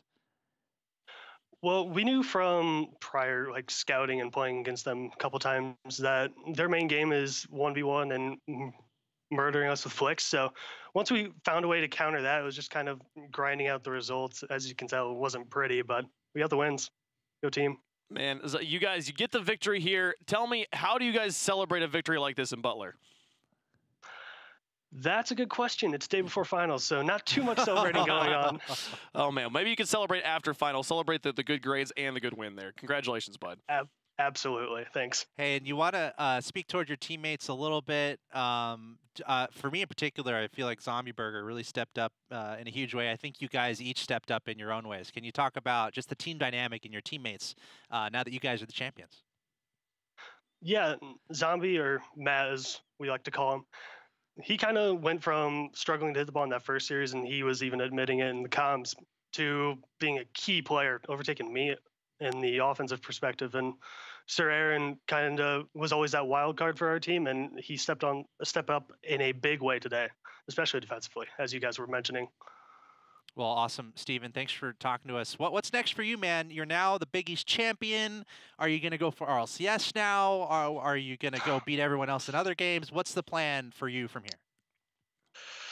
I mean, RLCS would be fun, but I think CRL is the next step. I'm a long way away from RLCS quality. Yeah. Did you catch CRL at all, by the way, at the finals there, I guess? I did. What do you think of that Arizona team? You guys can take them out, right? Yeah, definitely. Give us a best of 5. We'll lose the first one and come back from there. Yeah, that's how they do it, apparently. I would love to see that happen. Well, Steven, congratulations. Remarkable achievement from Butler there. You guys are the Big East champions. Congratulations. Thanks so much. All right, that's awesome. What a great team. Great guy, Steven, talking to us twice today. I feel very privileged right now. You know it's a good day when you're in multiple interviews. You got to be winning something at that point. Getting that camera time, right? But speaking of camera time, it's now time to announce our contest winners. Oh boy! Yes, we picked our favorite clips that you guys chose. I think I choose mine first. Yeah, I want to hear yours first. You go first. Well, mine was just a spectacular goal. I think we're going to play it right here. I can't. Who clipped this again? Production clip from Duckster's Lab. But not before. He sends it all the way this is what you clipped, and this is what I like. This is Sir Aaron in Game 5 against DePaul. The first. Ooh, that's me. Oh, hey, look at you again. Thumbnail. Man, but so many views. That clip, I liked it so much because it's so important. It was Sir Aaron in Game 5 against DePaul to give Butler their first goal in that Game 5, which eventually they would win to become champions. So great goal there from Sir Aaron. Oh, thanks, Duckster's Lab. I appreciate you clipping that one. And mine's from RP Ranked. Mine was because you said that it was going to be a great goal, and I said it's going to be an own goal, and then it was an own goal, and I laughed. Yeah. We'll let this one run. There it is. You jinxed it, man. Why you jinxing stuff? It's a close series. Both teams were playing well, but hey, these goals happen. You put the bad mojo on them, dude. Look at them. Good. Thank you for the clips, though. The clips are lots of fun. We have one more. Oh, man. Chosen by production. What is it? I don't even know what it is. But I don't know either. We're about to find out what they chose. We get to watch. We get to watch and learn. We get to see it. The next clip. Uh-oh. This is not good. Seton Hall. We'll see if he gets more involved on the offense here. They're going to have to play lights out Rocket League if they want to take on Butler. Butler was looking great earlier today. I'm trying to fold you a paper hat. If you could pull this off, I'll do it during the match. I'll wear it. It's kind of working. I'll wear it if you're able to. I'll do it during the match. But he has a paper hat topper, which I think is pretty. You're supposed to use a newspaper, and the newspaper pieces of paper is like this big. I'll see if I can track down. I don't think you can do that out of one of these. But let's take a look at the head-to-head matchup here. I'm interested to see this. Okay, Seton Hall a 2-0 advantage over Butler. That's probably in the regular season. Sure. 6-2. How do you even make the hat like that? I'm telling you, you need more paper. We saw a team that had 2-0 advantage. I'm trying again. You're trying. Oh, the funny thing was, I was watching it and I was like, it's not possible. Oh, the clip keeps going with a cut. No, this is just us now. This is just live now. Well, thanks for submitting your clips. Those are some awesome ones. I tried on the hat. Or I didn't try on the hat. I tried to make the hat. I failed. You didn't make one. I'm good at making paper airplanes. You know who is good at things? Butler's good at Rocket League. That was pretty impressive. Butler is very good at Rocket League. Day. And Wavepunk, you're good at commentary. Thank you. You too. Everyone behind the scenes is excellent as well. Thanks to everyone who put in all the work to make this show happen. That's going to do it for us. Thanks for tuning in. This has been Axel Toss and Wavepunk bringing you the commentary of the Big East Championships. Congratulations to Butler from nowhere, reigning supreme and becoming your Big East champions. That's going to do it for us here from Burbank, California. We've been bringing you coverage from the ESL studios. Thanks to Wavepunk. Thanks to everyone behind the scenes making this happen. And once again, congratulations to our Big East champions, Butler. We'll see how they do in the future. Signing off for now. Thanks for watching.